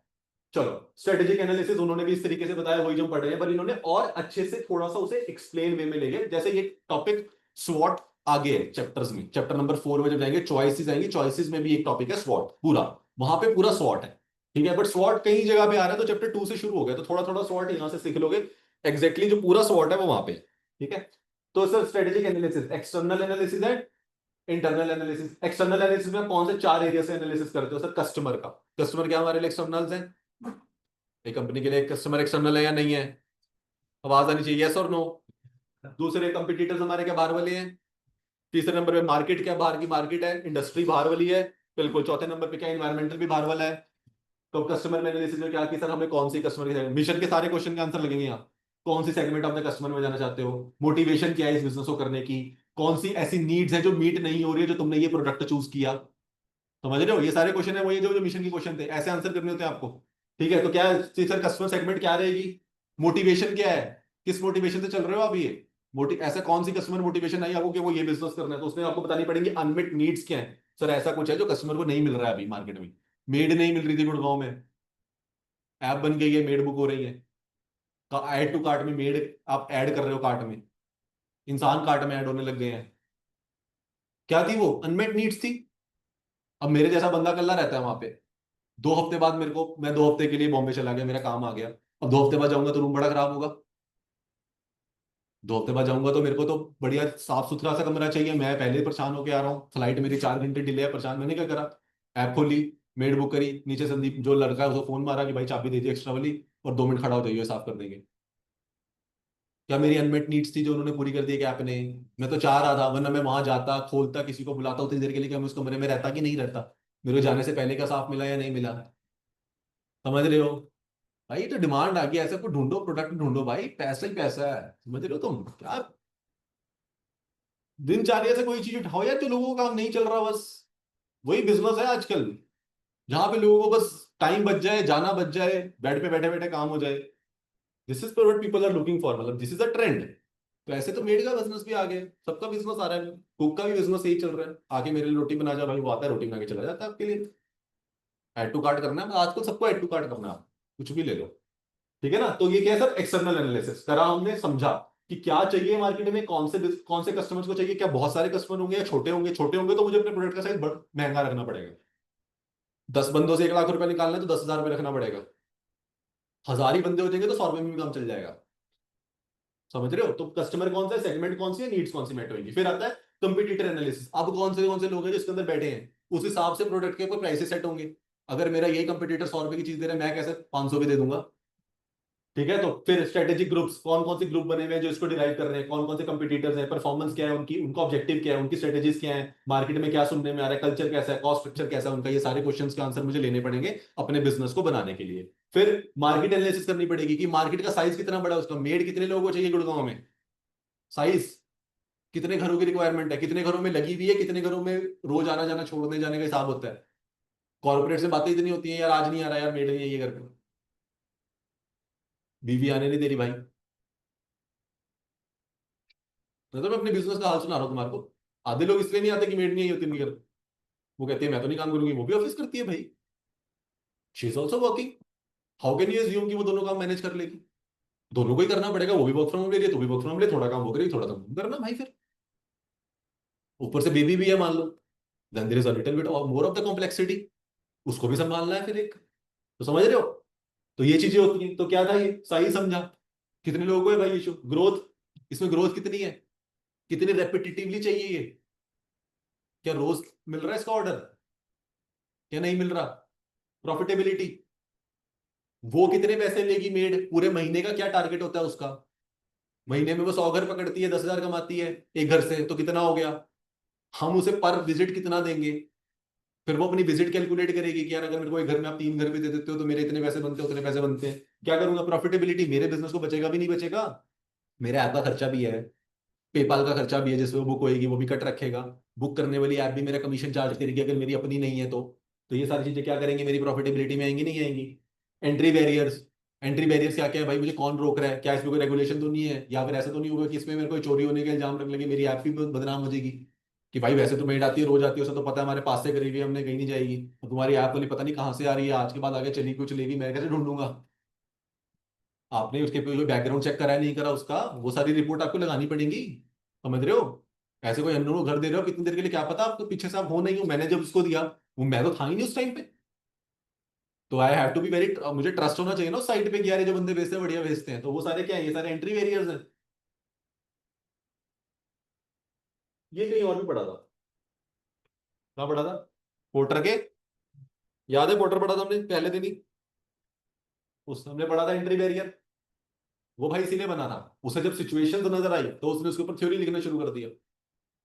जब राइवलरी की बात समझ आई, कॉम्पिटिटर, तो भी उसने अपने बारे में डाल दिया। मार्केट एनालिसिस आई तब भी डाल दिया। कंज्यूमर कस्टमर में कौन आते हैं, दो, सप्लायर और बायर। पोर्टर को कुछ और नहीं मिला था, पोर्टर ने यही समझा था, बस लिखा उसको अपने तरीके से। हार्वर्ड में पहुंच गया। समझ रहे हैं? लास्ट क्या है? इन्वायरमेंटल एनालिसिस, वही सारे पेस्टल एनालिसिस करोगे तो समझ आ जाएगी एक्सटर्नल क्या है। फिर आते हैं क्या, इंटरनल एनालिसिस। अब इंटरनली क्या क्या एनालाइज करना पड़ता है आपको अपनी क्या क्या जानने के लिए। एनालिसिस इंटरनल से क्या जानते हैं हम, स्ट्रेंथ एंड वीकनेस। तो उसके लिए वो क्या करना पड़ेगा, मेरी स्ट्रेंथ मेरे को परफॉर्मेंस एनालिसिस। भाई परफॉर्मेंस करके पता चलेगा हम किसमें अच्छे हैं किसमें अच्छे नहीं है। तो परफॉर्मेंस एनालिसिस में हम क्या क्या चेक करते हैं, कौन सी परफॉर्मेंस है, प्रॉफिटेबिलिटी है, कौन सी परफॉर्मेंस ने लॉस दिया, कितनी सेल्स हुई, कस्टमर कितनों पे सेटिस्फाइड हुए, कहां पे सेटिस्फाइड नहीं हुए, प्रोडक्ट की क्वालिटी, उसकी क्वालिटी लाइफ क्या थी, यहाँ पे क्वालिटी आएगा, ठीक है। Relative cost, new products, human resources, ये सारे के सारे क्या, इनकी सबकी परफॉर्मेंस एनालाइज करनी पड़ती है आपको कि भाई मेरी कॉस्ट क्या सही बैठ रही है नहीं बैठ रही, मेरा न्यू प्रोडक्ट के मार्केट में कितना दम दिखा रहा है, मेरे ह्यूमन रिसोर्सेज पूरे तरीके से यूटिलाइज हो रहे हैं नहीं हो रहे हैं। ये सारा क्या है, इंटरनल एनालिसिस करना, अपनी कंपनी के अंदर वाले लोगों का एनालिसिस करना। सिंपल है कि नहीं है, बता दो अगर डिफिकल्ट लग रहा है कि किसी को कुछ अभी। बताओ बताओ जल्दी। समझ आ रहा है? आ रहा है? Yes sir. आवाज नहीं आ रही तुम्हारी, समझ आ रहा है नहीं आ रहा तो बात की बात है, आवाज आनी चाहिए पहले तो। उसके बाद किसकी एनालिसिस कर रहे हैं हम, डिटर्मिनेंट्स। तो डिटर्मिनेंट्स क्यों,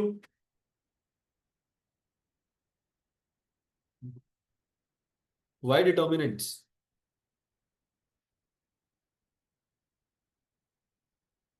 तो डिटर्मिनेंट होता क्या है, कुछ भी नाम दे सकते थे, परफॉर्मेंस एनालिसिस दिया ऐसे लिख देते कुछ भी। Why determinants analysis?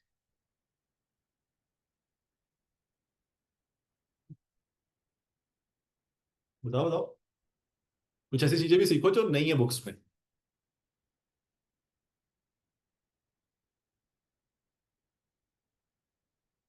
कभी किसी सीईओ से बात करोगे ना, या किसी इन्वेस्टर से बात करोगे, तो वो आपको ऐसे नहीं बोलेगा कि सर ऐसा करना, आप मुझे ये भेज देना, वो भेज देना, वो भेज देना, वैसे वैसे भेज देना। वो कहेगा सर आप मुझे एक डिटर्मिनेंट्स रिपोर्ट भेज देना आपकी, बस। आप हो गए सर, आप मतलब कुछ नहीं चाहिए आपको, हमें तो पता नहीं डिटर्मिनेंट्स क्या होता है। डिटर्मिनेंट्स का मतलब क्या होता है, डिटर्मिनेंट्स का मतलब होता है कि आपकी कंपनी के अंदर जो भी डिसीजंस थे उससे जो डिराइव हुआ, उस डेरिवेशन से जो निकल के आज जो आप जिस सिचुएशन पे खड़े हो, मुझे उनके बीच के डिटर्मिनेंट्स जानने हैं। I want to understand your past performance with the current performance. तो वो आपसे जो पास्ट रिपोर्ट्स के बारे में डेटा मांगेगा ना आपकी कंपनी का, वो सारे डिटर्मिनेंट्स हैं जिसको उसे जानना है। वो इंटरेस्टेड है आपकी ग्रोथ स्टोरी जानने के अंदर। तभी वो आपसे क्या कहेगा, past and current strategies. Sir मुझे आपकी पास्ट स्ट्रेटेजी और करंट स्ट्रेटेजी मुझे देखना है, कितना चेंज लाना पड़ा आपको। ऐसा है क्या कि आपके जो पहले वाले बंदे थे जिन्होंने डिसीजन लिया वो टॉप क्लास थे, आज वो डिसीजन लिया और आज भी चलते आ रहे हैं, मतलब कोई चेंज ही नहीं है स्ट्रेटेजीज में। जब आप ये चीज अकाउंट्स में जाओगे ना, तो अकाउंटिंग पॉलिसीज के अंदर एक चेंज का पॉइंट आता है। whether the accounting policies have been changed, if yes, are the current accounting policies consistently followed by the organization or not as per AFRF, applicable financial reporting framework। आती है line, audit में भी आती है, सिर्फ वहीं नहीं आती अकाउंट्स में, पर अकाउंट से ही ऑडिट में आई है वो। तो वो जो लाइन उसने बोली ना, वो जो चेंज के बारे में, वो उस पे ऐसे नहीं बोलेगा यार वो तुमने कोई अकाउंटिंग पॉलिसी चेंज करी होगी, उस चेंज के बारे में तुम कंसिस्टेंटली फॉलो करो नहीं करते हो, वो लॉ वो अकाउंट सुनाने बैठा तुमको। दो सीएस तो आपस में ऐसे बात जरूर कर सकते हैं, बट एक बिजनेस माइंड बंदा और एक सीए बात कर रहे होंगे तो नहीं, वो कहेगा सर मुझे डिटर्मिनेंट्स बता दो अकाउंटिंग पॉलिसी के। Is there any change? And whether those change has been incorporated? What was the changes? ये सारे आंसर्स आ जाते हैं किसके अंदर? डिटर्मिनेंट्स एनालिसिस के अंदर। तो कभी भी अगर आप किसी से बात करें बिजनेसमैन से, तो आप उसे पूछें कि sir what about your determinant analysis, are you going through same, everything was as up to the mark as you started? हुए कहाँ बेटा? बहुत कुछ बदला बेटा, बहुत कुछ बदलना पड़ा, पापड़ बेलने। समझ रहे हो? कभी कॉन्वर्सेशन, ये कॉन्वर्सेशन तब होगी जब तुम बिजनेस क्लास में बैठे होगे फ्लाइट में, you will feel around people talking about only this part. Sir what was the one change about the one determinant you always admire when you do that change? वो पूछेगा, ऐसे ऐसे question पूछते हैं। Sorry sir, can you explain determinants? बेटा पीछे business class से निकल के उधर जा, क्योंकि तुम उसे जब इंट्रोडक्शन दे रहे हो तब तो तुम बोल दोगे sir I am a chartered accountant. तुमने एक तो उम्मीद भी सेट कर दी, अब तुम बोलो सर मैं तो एम ही हूँ सर, बैक बेंचर हूँ, बिजनेस बनाया चल गया, आज बैठा हूँ बिजनेस क्लास में। तब तो शायद उसे तुमसे उम्मीद ना हो, but when you tell him about that you are a chartered accountant, he is expecting कि मैं तुमसे जिस टर्म से बात करूंगा you know that terms. Are you getting it? ठीक है, तो कल अगली बार से कोई तुम्हें पूछे कि सर डिटर्मिनेंट रिपोर्ट मिल जाएंगे, आप बोलोगे सर मिल जाएगी, बट उसके अंदर कितनी कैटेगरीज आपको चाहिए, that defines my money. If you really ask me what the past and current strategy report, ले लीजिए, एक रिपोर्ट मिलेगी। If you ask me what the strategic problems जो मैंने डिराइव करी है उसके बारे में मैंने क्या सॉल्यूशंस बनाए, strategic problems comes with when I was proactive, then how my company reactively solve those problems, if you need that part, that's something different you are asking। अब ये सारे इन्वेस्टर से क्वेश्चन है, इन्वेस्टर्स आपसे determinants analysis करने को बोलेंगे। आपकी कंपनी बोलेगी भाई सारे डिटरमिनेंट्स की रिपोर्ट अपने पास रखना, कल कोई इन्वेस्टर आता है, एंजल इन्वेस्टर आता है, पैसे उठाने पड़े, आपको आईपीओ में जाना पड़ा, ये सारे क्वेश्चन आने वाले हैं। ऑर्गेनाइजेशनल कैपेबिलिटीज के बारे में आपके पास रिपोर्ट होनी चाहिए, कंस्ट्रेंट्स क्या है, फाइनेंशियल रिसोर्सेज कौन कौन से हमने यूज कर रहे हैं, स्ट्रेंथ्स वीकनेसेस, ये सारी किसमें आती हैं? आपकी डिटरमिनेंट्स एनालिसिस का पार्ट बनती है। सिर्फ इतनी सी है नहीं, बहुत सारी चीजें हो सकती हैं इसके अंदर।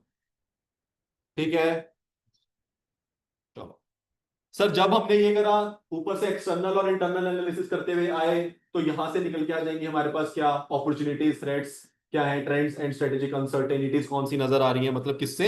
एक्सटर्नल एनालिसिस से हमें कौन कौन सी आ रही है। तो मतलब ओवर टेक की बात ही कर रहा है, थोड़ा और डिटेल में लिख दिया। और जब हम इंटरनल एनालिसिस करेंगे तो हमें क्या निकल के आ जाएंगे, हमारे स्ट्रेंथ्स क्या है, वीकनेसेस क्या है, प्रॉब्लम्स क्या है, कंस्ट्रेंट्स क्या है, अनसर्टेनिटीज क्या है, ये मिल जाएंगी। और इसके बेसिस पे हमारे को क्या करनी पड़ेगी, अपनी स्ट्रेटेजी की सिलेक्शन करनी पड़ेगी कि भाई कौन सी स्ट्रेटेजी है जो मेरी एक्चुअली में बेस्ट बैठ रही है, जहां पे मैं अपना किस ऑप्टिमाइज, मेरी ऑप्टिमाइजेशन कौन सी होगी।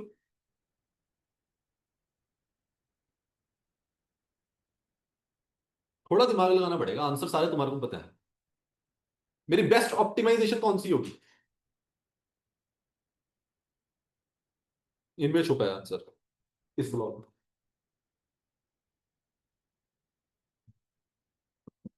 जो मन में आ रहा है बोलो यार, गलत सही बात की बात होती है। Start speaking.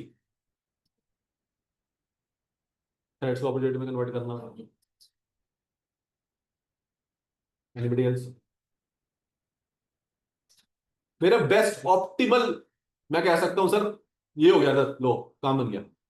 जहां पे मेरी क्या,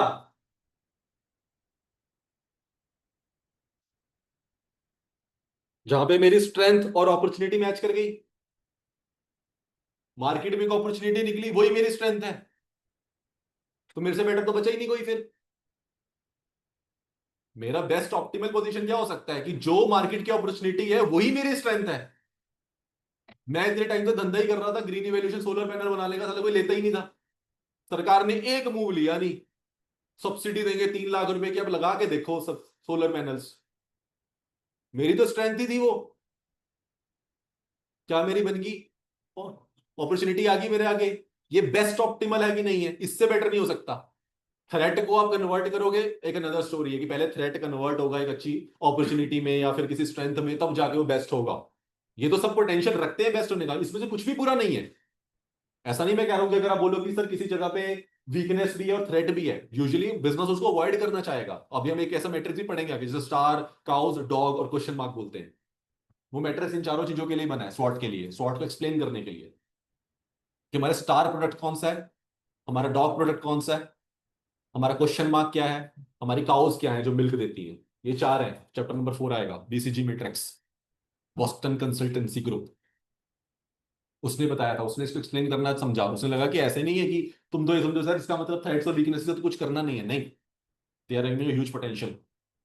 जो हमने ये वर्ड पढ़ा था ना ऊपर, ये तो मैं सब करेक्ट करूंगा, तो अभी कर रहा हूँ, वैसे तो उसके टाइम आएगा। ये जो वर्ड पढ़ा था ना, राइट रिसोर्स इन्वेस्टमेंट, पढ़ा था ना? राइट रिसोर्स इन्वेस्टमेंट पढ़ा या नहीं? ये वर्ड जब चैप्टर 4 आएगा तुमसे पूछूंगा, एक जगह पे लगेगा, अभी बता रहा हूँ। याद आना चाहिए तुम लोगों को कि सर ये वाला वर्ड आएगा यहाँ पे। बहुत बहुत छोटा वर्ड है ये, बट बहुत पावर रखता है, तुम्हें चैप्टर 4 में नजर आएगी इसकी पावर। अभी इंटरकनेक्शन नहीं हो सकता उसका, बहुत दूर है वो। चलिए, तो सर हमने जो क्या करा, हमने पहले पढ़ा, एक्सटर्नल एनालिसिस करके आए हमारे स्ट्रेंथ और किसके बारे में, हमारे एक्सटर्नल एनालिसिस में क्या पता चल गया, हमारी अपॉर्चुनिटीज और थ्रेट्स के बारे में। हमने अपने इंटरनल एनालिसिस करा, उससे क्या पता चल गया, स्ट्रेंथ और वीकनेसेस के बारे में। उसके बेसिस पे मेरा काम आता है क्या करना, आइडेंटिफाई स्ट्रेटेजिक ऑल्टरनेटिव्स। अब मेरे को पता चल गया सर देखो ऐसा है, इस स्ट्रेंथ को इस अपॉर्चुनिटी से लगाऊंगा तो मैं स्वॉट प्लस एस करूंगा। यहाँ पे थोड़ा बिजनेस में बात करूं, यहाँ पे मैं क्या करूंगा, मैंने स्वॉट लगा लिया, अब स्वॉट की स्ट्रेटेजी बनाऊंगा। स्वॉट प्लस एस याद है मैंने पढ़ाई थी, S O S W S T, वो सारी बनाऊंगा। उससे मेरे पास क्या आ जाएंगे, ऑल्टरनेटिव ऑप्शन आ जाएंगे, जिसमें से मुझे आइडेंटिफाई करना है कि कौन सा बेस्ट मेरे को लग रहा है। जो हमने ऊपर क्वेश्चन पढ़ा था कि राइट वाली जो स्ट्रेटेजी है मेरी, विनिंग वाली, वो विनिंग वाली स्वॉट प्लस एस करके आती है। मतलब मैं वो स्ट्रेटेजी ढूंढूंगा, कहूंगा सर ये स्ट्रेटेजी बेस्ट है, यहां पे मैच कर रहा है मेरा स्ट्रेंथ और मेरी अपॉर्चुनिटी।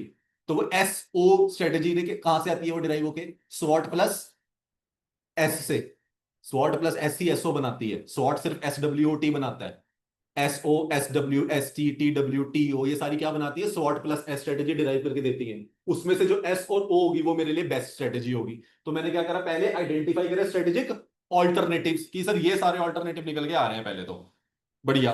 उसमें से क्या करा, सिलेक्ट करी स्ट्रेटेजी एसओ वाली कि सर ये बेस्ट है, इस पे चलते हैं, ये हमारी स्ट्रेंथ भी है, इसकी अपॉर्चुनिटी भी नजर आ रही है बिजनेस में। फिर इंप्लीमेंट द ऑपरेटिंग प्लान। अब जो बंदे ने सोलर पैनल वाला कर रखे थे वो कह रहा मेरे को लोगों को अपने तक पहुंचाना है।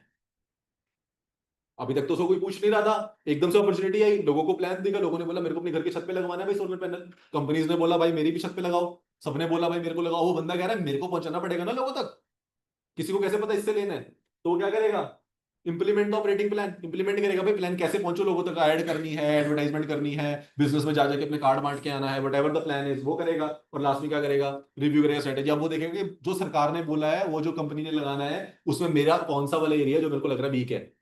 अपॉर्चुनिटी तो नजर आई थी, स्ट्रेंथ भी है मेरी, बट क्या वो स्ट्रेटेजी मेरी 100% काम करेगी या नहीं करेगी, मुझे क्या करना पड़ेगा, अपनी रिव्यू करनी पड़ेगी स्ट्रेटेजी की, जो उनको चाहिए एग्जैक्टली क्या मैं वो डिलीवर कर रहा हूं ना। सोलर पैनल तो बना रहा हूं, पर क्या पता हो सकता है लगाने के लिए जो पिलर स्विच बनते हैं वो मेरे पास सेटअप ही नहीं है। इन्वर्टर लगते हैं उसके साथ में हाइब्रिड में, मेरे पास तो इन्वर्टर का सेटअप ही नहीं है, तो मुझे किन लोगों के साथ एसोसिएट करना है, तो वो सारी क्या करूंगा मैं, रिव्यू करूंगा अपनी स्ट्रेटेजीज को, और बेस्ट स्ट्रेटेजी बनाने के लिए, ऑप्टिमल स्ट्रेटेजी बनाने के लिए ट्राई करूंगा। क्लियर? साइड में कहीं लिख लो सोलर पैनल एग्जाम्पल ताकि याद रहे, रिलेट करना।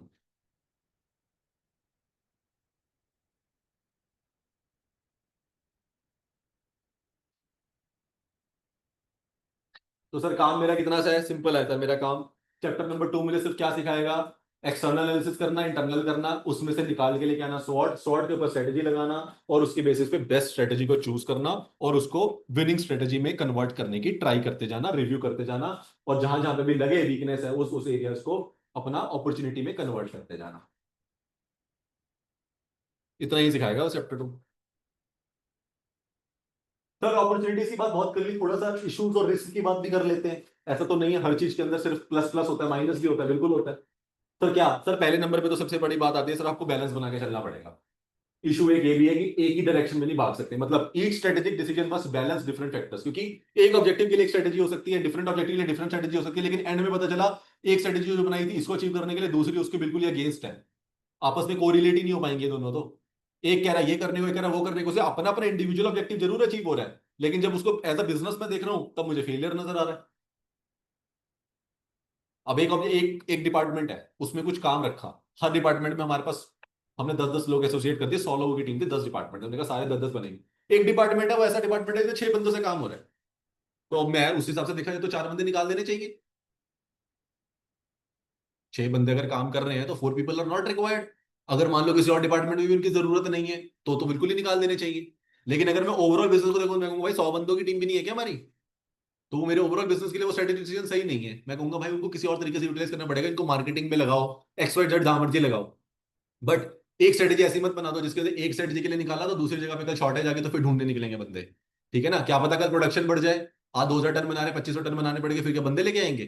तो इसलिए स्ट्रेटेजिक डिसीजन आपके क्या करने चाहिए, आपस में बैलेंस करने चाहिए, डिफरेंट फैक्टर्स आपको हमेशा सोच के चलने हैं। अ की element of strategic analysis is the probable outcome of everyday business. तो की एलिमेंट क्या होता है स्ट्रेटेजिक एनालिसिस का, कि प्रोबेबल आउटकम क्या आने वाली है जो भी हम डिसीजंस लेने वाले हैं उसके बेसिस पे। In practice achieving a perfect fit between the conflicting challenges unlikely, मतलब आपको ये याद रखना कि आपको कभी भी क्या नहीं मिलता, कोई परफेक्ट फिट नहीं मिलता है। स्ट्रेटेजी हमेशा प्रोएक्टिव एक्टिवली दोनों चलती है और चेंजेस मांगती है। ठीक है ना, परफेक्ट फिट नाम की कोई चीज नहीं होती स्ट्रेटेजी के अंदर। You go with the best approach you have. ठीक है, उसके प्लस माइनसेस हमेशा क्या रहेंगे, चलते रहेंगे। तो वही कहा यहाँ पे क्या लगा होगा, प्रोएक्टिव और रिएक्टिव लगेगा। आपने प्रोएक्टिवली एक बेस्ट फिट ढूंढा अपने लिए, जहां पे भी लगा कि नहीं यार थोड़ा बहुत चेंज की रिक्वायरमेंट पड़ रही है, तो वहां पे आप क्या करोगे, रिएक्टिवली अप्रोच से उसको ठीक कर लोगे। ठीक है, सबसे बड़ा पॉइंट जो हमने पहले पढ़ा था, मैंने वो बताया था, उसी को सॉल्व करने के लिए एनालिसिस किया जाता है, यही पढ़ा था हमने, इन्वायरमेंटल कॉम्प्लेक्सिटी। मेन फोकस ये है, दूसरा तो रिस्पॉन्सिस वाला था, वो तो मैंने को बता दिया, वो तो अलग ही है। ये मेन भाई साहब है जिनके लिए पूरा चैप्टर बनाना पड़ा, तो इसके लिए बनाना पड़ा था। Environment under which strategies are made is highly complex and turbulent, यही वर्ड पड़ा था।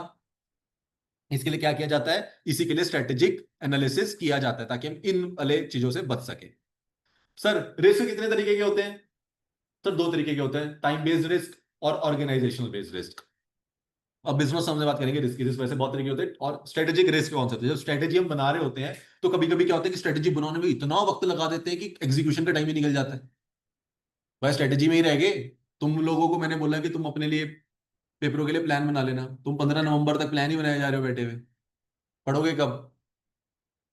ठीक है ना, तो क्या होता है पहले नंबर पे, टाइम बेस्ड स्ट्रेटेजी का एक टाइम होता है कि भाई स्ट्रेटेजी प्लानिंग है, कर लो, अब कर लो, नवंबर और दिसंबर की। तुम्हारे पास भी यही टाइम है, अक्टूबर में यू हैव टू प्लान कि तुम्हें नवंबर और दिसंबर में कैसे अपनी रिवीजन करनी है। तो वहां पे कौन सा रिस्क जुड़ा हुआ है, कौन सा जुड़ा हुआ है? सामने है तुम्हारे, बोलना है कौन सा बड़ा है। टाइम बेस्ड शॉर्ट टर्म और लॉन्ग टर्म। शॉर्ट टर्म में कौन सा आता है, errors in interpreting the environment can cause strategic failure. तो शॉर्ट टर्म में अगर आपको क्या होता है, शॉर्ट टर्म में आपको एनवायरनमेंट समझना इतना आसान नहीं होता, तो एनवायरमेंटल कहने कॉन्टिन्यूस प्रोसेस है। तो शॉर्ट टर्म में जब आप एनवायरमेंट में कुछ चेंजेस होते हैं तो वो आपके लिए क्या बन जाता है, कोई रिस्क बन जाता है। Long term changes in the environment can lead to the obsolescence of strategy. अब कोई और एनवायरमेंटल में कोई लॉन्ग टर्म चेंज आ गया, मतलब बोला ये तो आज के बाद आप कर ही नहीं सकते, जैसे प्लास्टिक बैग्स थे कि भाई आज के बाद यूज ही नहीं करना, किसी शॉप पे दिखे तो चलान कर देंगे, दैट्स अ लॉन्ग टर्म। तो उससे क्या हो गया, आपकी जो स्ट्रेटेजी थी वो क्या हो जाएगी, ऑब्सोलीट हो जाएगी। कैसी भी स्ट्रेटेजी हो, कितनी भी अच्छी हो, आप कितने भी कस्टमर तक पहुंच सकते हो उस स्ट्रेटेजी से, बट क्या एंड में एक्सटर्नल एनवायरनमेंट उसको उड़ा देगा। यस और नो, शॉर्ट टर्म में हो सकता है, शॉर्ट टर्म में छोटा सा टाइम आया, आपका एक स्ट्रेटेजिक फेलियर है, आप उसको रिएक्टिवली अप्रोच से ठीक कर लोगे, तो शॉर्ट टर्म के लिए रिएक्टिवली काम करती है, बट क्या लॉन्ग टर्म के लिए रिएक्टिव काम करेगी अप्रोच? यस नो, नहीं करेगी काम, क्योंकि वो तो स्ट्रेटेजी क्या हो गई है, ऑब्सोलीट हो गई है। तो रिएक्टिव किस पे लगाएंगे अप्रोच, तो नहीं लगा सकते। और दूसरा कौन सा रिस्क होता है, ऑर्गेनाइजेशनल बेस्ड। अब ऑर्गेनाइजेशनल का ही अपना रिस्क है क्या, इंटरनल कैपेसिटी। भाई मेरी कैपेसिटी इतनी है, मेरा पास फैक्ट्री 100-200 गज की है, क्या करूं, इससे बड़ा प्रोडक्शन कहां से लगा दूं? अब मुझे टन बढ़ाने हैं, मैं 2,000 टन करता हूँ, मेरा पूरा ऑर्डर बुक होता है, मुझे 10,000 टन का भी ऑर्डर आ गया, पर मेरी कैपेसिटी नहीं है 10,000 टन बनाने की, मैं कैसे बनाऊंगा 10,000 टन? तो मेरे पास क्या है, मेरा ऑर्गेनाइजेशन का बेस रिस्क है, इंटरनल कैपेसिटी। ऑर्गेनाइजेशन कैपेसिटी में be enable to cope up with the strategic demands, मतलब स्ट्रेटेजी चाहे मेरी बोले कि तू 10,000 तक तेरे को बंदे मिल जाएंगे, 10,000 टन तेरा बिक जाएगा, बट अगर मेरी कैपेसिटी ही नहीं है उसको करने की, या मैं को मेरे पे टीम ही 4 बंदों की है यार, अभी तो मैं इतना बड़ा प्रोजेक्ट नहीं ले सकता। ठीक है ना, कभी कभी प्रोजेक्ट आपका बहुत बड़ा आ जाएगा, सीए बनने के बाद भी 6 तरह के ऑडिट आ जाएंगे आपको, कि भाई क्या करूं 6 तरीके की ऑडिट, मैं तो अकेला ही हूँ, ले लेता हूँ बंदों को दे देता हूँ, कट रख लूंगा, that's the maximum you can do, right. तो वो क्या आपके लिए ऑर्गेनाइजेशनल बेस्ड रिस्क है। अभी यही आपकी 10 पार्टनर की टीम होती तो आप फट से उठा लेते पूरा का पूरा प्रोजेक्ट। You getting it? दूसरा क्या है, इंटरनल प्रेफरेंसेस। अब इंटरनल प्रेफरेंसेस आप अपने आप में भी क्या होती है, एक ऑर्गेनाइजेशन का रिस्क होती है, जैसे कि इनकंसिस्टेंसीज हो जाती हैं। क्यों?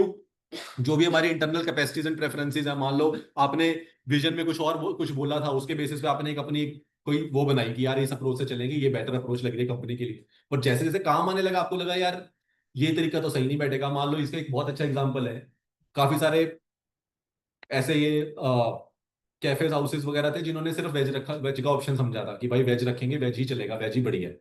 अब डिमांड मार्केट में नॉन वेज की ज्यादा है, खाने वाली जनता मार्केट में नॉन वेज, वो बंदा कहता है भाई उस जगह पे जाएंगे ना दोनों मिलते हैं। अब दो की अलग अलग करेंसी हो सकती है, तो वो जो इंटरनल कैपेसिटीज हैं, तो उस वाले केस में क्या हो गया, उस वाले केस में बस गया, तो उसमें इंटरनल कैपेसिटी प्रेफरेंसेस के चक्कर में भी क्या हो जाता है, आपकी ऑर्गेनाइजेशन के अंदर क्या होता है, एक रिस्क छुपा होता है, जो आपको कहीं ना कहीं रिएक्टिव स्ट्रेटेजी से क्या करना पड़ेगा, ठीक। अब नहीं देते जब तक it's fine, but there is a high probability कि आपको शुरू करना पड़ जाए, क्योंकि आपको लगेगा भाई उस चक्कर में तो मेरे पास वेज वाला ग्राहक भी नहीं आ रहा है। Getting my point? ठीक है ना, तो ये क्या है हमारे लिए, ऑर्गेनाइजेशनल बेस्ड रिस्क है। तो कौन कौन से तरह के रिस्क हो गए सर, पेपर में क्वेश्चन आता है। टाइम बेस्ड और, पहले दो कैटेगरी, टाइम बेस्ड और ऑर्गेनाइजेशनल बेस्ड। टाइम बेस्ड में कौन सा, शॉर्ट टर्म और लॉन्ग टर्म। लॉन्ग टर्म वाला क्या कर देता है, स्ट्रेटेजी को ऑब्सोलेट। एमसीक्यू में आ जाता है कि कौन, मतलब कि ऐसा वाला कुछ केस हो, लॉन्ग टर्म स्ट्रेटेजी कौन सी ऑब्सोलेट करेगा, तो लॉन्ग टर्म स्ट्रेटेजी ऑब्सोलेट करती है। फिर ऑर्गेनाइजेशनल बेसिस में कौन कौन से, इंटरनल की कैपेसिटी छोटी हो सकती है, और इंटरनल की प्रेफरेंसेस क्या हो सकती है, बदल सकती है। इसी को दूर करने के लिए एक वर्ड पढ़ा था ऊपर हमने चैप्टर 1 में, मैनेजमेंट का रोल था वो।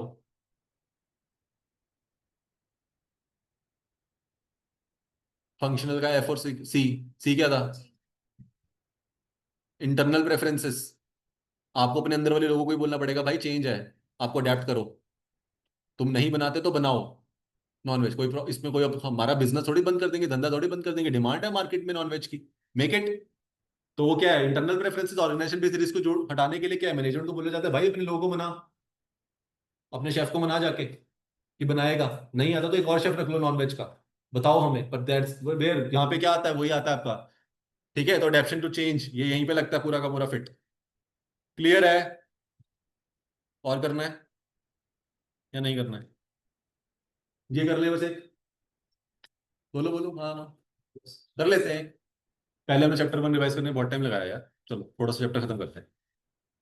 5 marks question, high chances of coming in exam this will, market important, नहीं पता चलता इसलिए इंपॉर्टेंट है, मुश्किल है इसलिए। देखो कैटेगरी होती है इंपॉर्टेंट की, एक होता है क्वेश्चन इंपॉर्टेंट है जस्ट बिकॉज वो आईसीआई का फेवरेट है, तो भी इंपॉर्टेंट हो जाता है। एक होता है क्वेश्चन इंपॉर्टेंट है क्योंकि पेपर में पता ही नहीं चलता ये आंसर है, ये क्वेश्चन है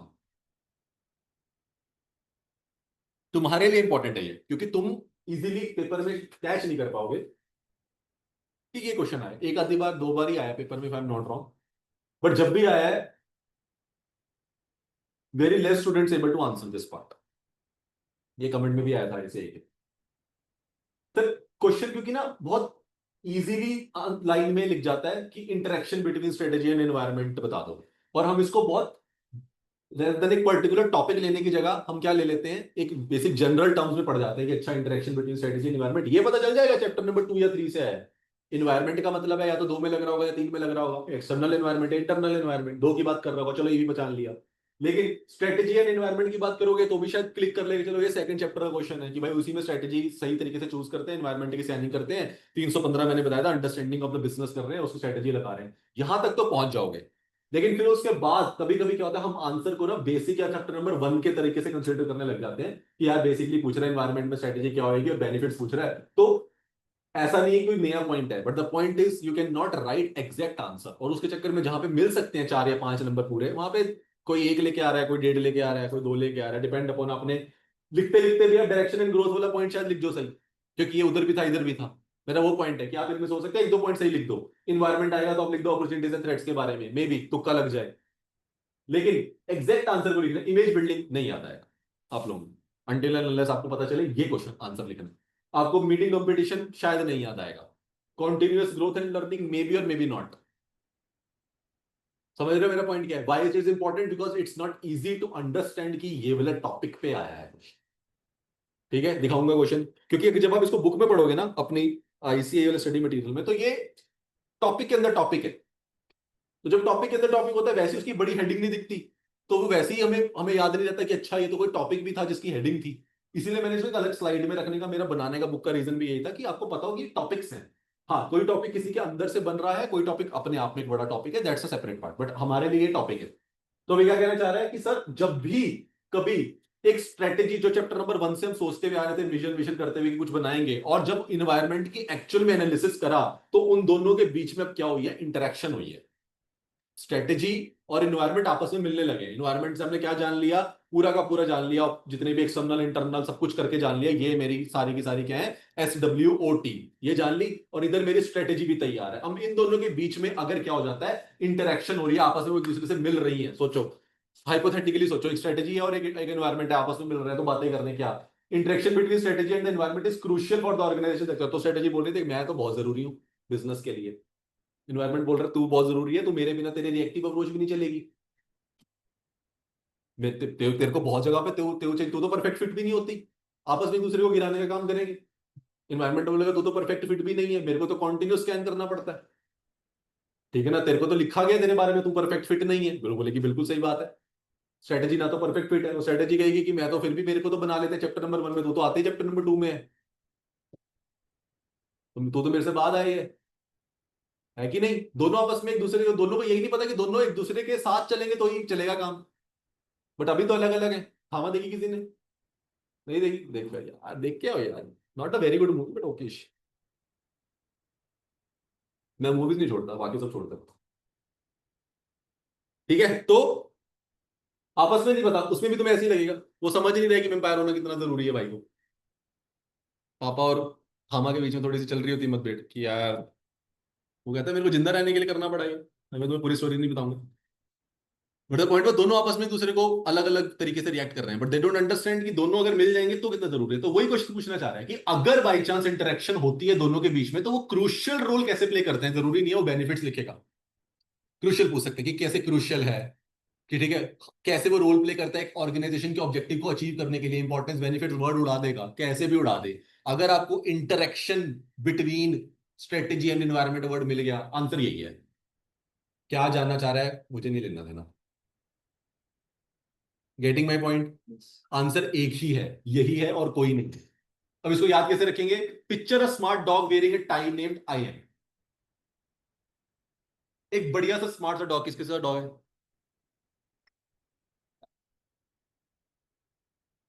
यार ऑनलाइन वालों कोई तो बता दो किसी के पास डॉग है। पूरी क्लास में एक डॉग ना होना है तो और शर्मनाक बात है। अरे गगनदीप, गुरजोत, हैप्पी, तो मेरे पास भी है husky, I am big fan of huskies. तो अब सोचो, पिक्चर स्मार्ट होता है, मेरे को ऐसे एग्जांपल याद आता है, मैं साथ ही बैठा था जब मैं बना रहा था, मैं कहा इसी को बना देते हैं। Picture smart dog wearing A tie named I am, इसको ऐसे याद रखेंगे। हल्का सा एक वर्ड आई थिंक इसमें ना कट गया है, मे बी वो थोड़ा इधर चला गया था, वो मैं लिखवा दूंगा। तो बहुत सिंपल है, द डॉग स्निफ्स आउट। अब देखो, डॉग का काम तो सूंघना होता है, इज द बेस्ट स्निफर, तभी उसको आर्मीज इंडियन एरियाज में यूज किया जाता है ना।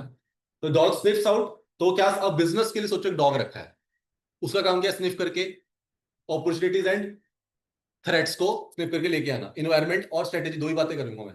इंटरेक्शन किसकी हो रही है, स्ट्रेटेजी और इन्वायरमेंट की। तो एक डॉग है जो क्या कर रहा है, स्निफ कर रहा है, क्या चीज, अपॉर्चुनिटीज एंड थ्रेट्स, सूंघ के लेके आ रहा है कि वो कह रहा है बिजनेस के लिए ये हानिकारक है, ये नहीं है। उसके बाद दूसरा क्या करता है, जब आप डॉग को लेके जाते हो क्या वो खुद डायरेक्शन दिखाता है, आप उसे सुंघा दो कुछ कि इसको ढूंढ के लेके आना है, वो तुम्हें खुद ही खींचता खींचता खींचता खींचता ले जाएगा। Yes no. तो क्या कर रहा है वो, गाइड क्या करता है, डायरेक्शन। जैसे जैसे आप उसकी ट्रेनिंग करते हो क्या वो सीखता जाता है, कीप्स लर्निंग। अब डॉग की सबसे अच्छी चीज क्या होती है भाई, उसको चाहिए मेरी इमेज, तो मेरे को तुम लोगों से कम ट्रीट नहीं कर सकते। People love dogs more than people, है ना। तो मतलब उसकी सोचो इमेज कितनी क्लीन होती होगी कि मतलब लोगों को, they are trust dogs more than people. ये तो फैक्ट ही है, तो रोज ही हम पढ़ रहे होते हैं कहीं ना कहीं।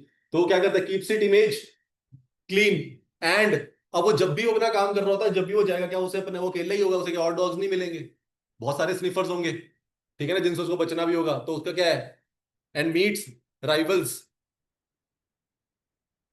एंड मीट्स राइवल्स, जैसे तो यहां से काम चल जाएगा, वर्ड की जरूरत नहीं पड़ेगी। तो पहले नंबर पे क्या आया, opportunities and threats. Number 2, guides direction, keeps learning, image clean and meeting rivals या कंपटीशन। क्लियर। ऊपर से पढ़ना है, ऊपर से भी पढ़ सकते हो। DOG जो बड़ा है, डी से डिटरमाइनिंग अपॉर्चुनिटीज एंड थ्रेट्स, वहां से भी पॉइंट तुम्हारे बन जाएंगे। डी से डायरेक्शन बन जाएगा, ओ से अपॉर्चुनिटीज एंड थ्रेट्स बन जाएगा, जी से ग्रोथ बन जाएगा, आईएम से दोनों बन जाएंगे। जो बड़े बड़े सिर्फ ऊपर वाले लाइन से बता रहा हूँ, डीओजी और आईएम, ये भी यही पॉइंट्स है। डी से क्या है, डायरेक्शन। ओ से क्या है, अपॉर्चुनिटीज एंड थ्रेट्स। जी से क्या है, ग्रोथ। आई से क्या है, इमेज बिल्डिंग। एम से क्या है, meeting competition. Whatever you feel right.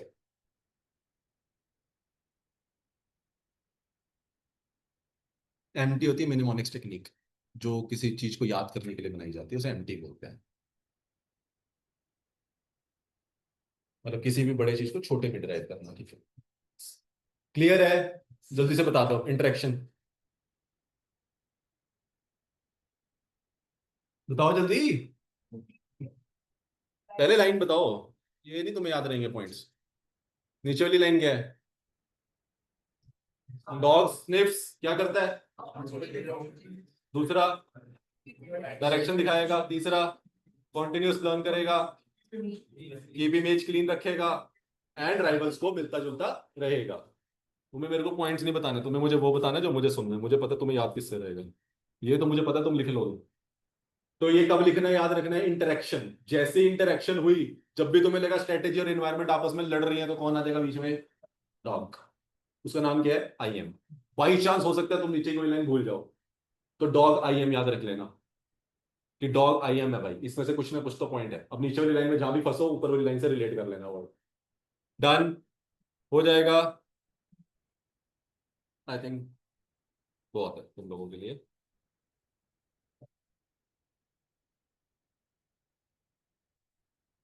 2 3 4 4 4 4 classes में होता है। ठीक है, चैप्टर नंबर 1 का 15 मिनट के टेस्ट है। आज नहीं, मे बी कल परसों तरसों कभी भी हो सकता है। और surprise, single question for 10 marks. ठीक है, एक ही क्वेश्चन होगा, एक केस स्टडी है पूरी, 3 पार्ट्स होंगे उसके, एबीसी। मुश्किल से हार्डली 8 से 10 मिनट लगेंगे चैप्टर नंबर 1 से ही। ठीक है, be prepared. It can come any time, before और आफ्टर द क्लास। ठीक है, ऑनलाइन वालों प्लीज समझ आ गए, एक बार बता दो सारे। यहां तक एक बार रीड जरूर करना है। किसी को कोई डाउट है तो प्लीज आप ओपनली पूछे करें। आप ऑनलाइन वाले पे थोड़ा लेट जाती है नजर, लेकिन please when ever you have a doubt just speak it up. Okay, try करेंगे जो आ सकते हैं क्लास में आएंगे, क्योंकि ताकि टेस्ट दे पाएं, और जो नहीं आ सकते वो घर पे करेंगे विदाउट एनी। वैसे तुम बुक खोल के भी कर लोगे तो भी तुमसे होगा तो नहीं। ठीक है, तो तुम बुक खोलना चाहो तो यू मोस्ट वेलकम। ठीक है, डोंट वरी, मुझे कोई प्रॉब्लम नहीं बुक खोलने से। जिसको बुक खोल के करना हो कर सकता है, टोटली अलाउड। चलो, bye bye, take care, Tata.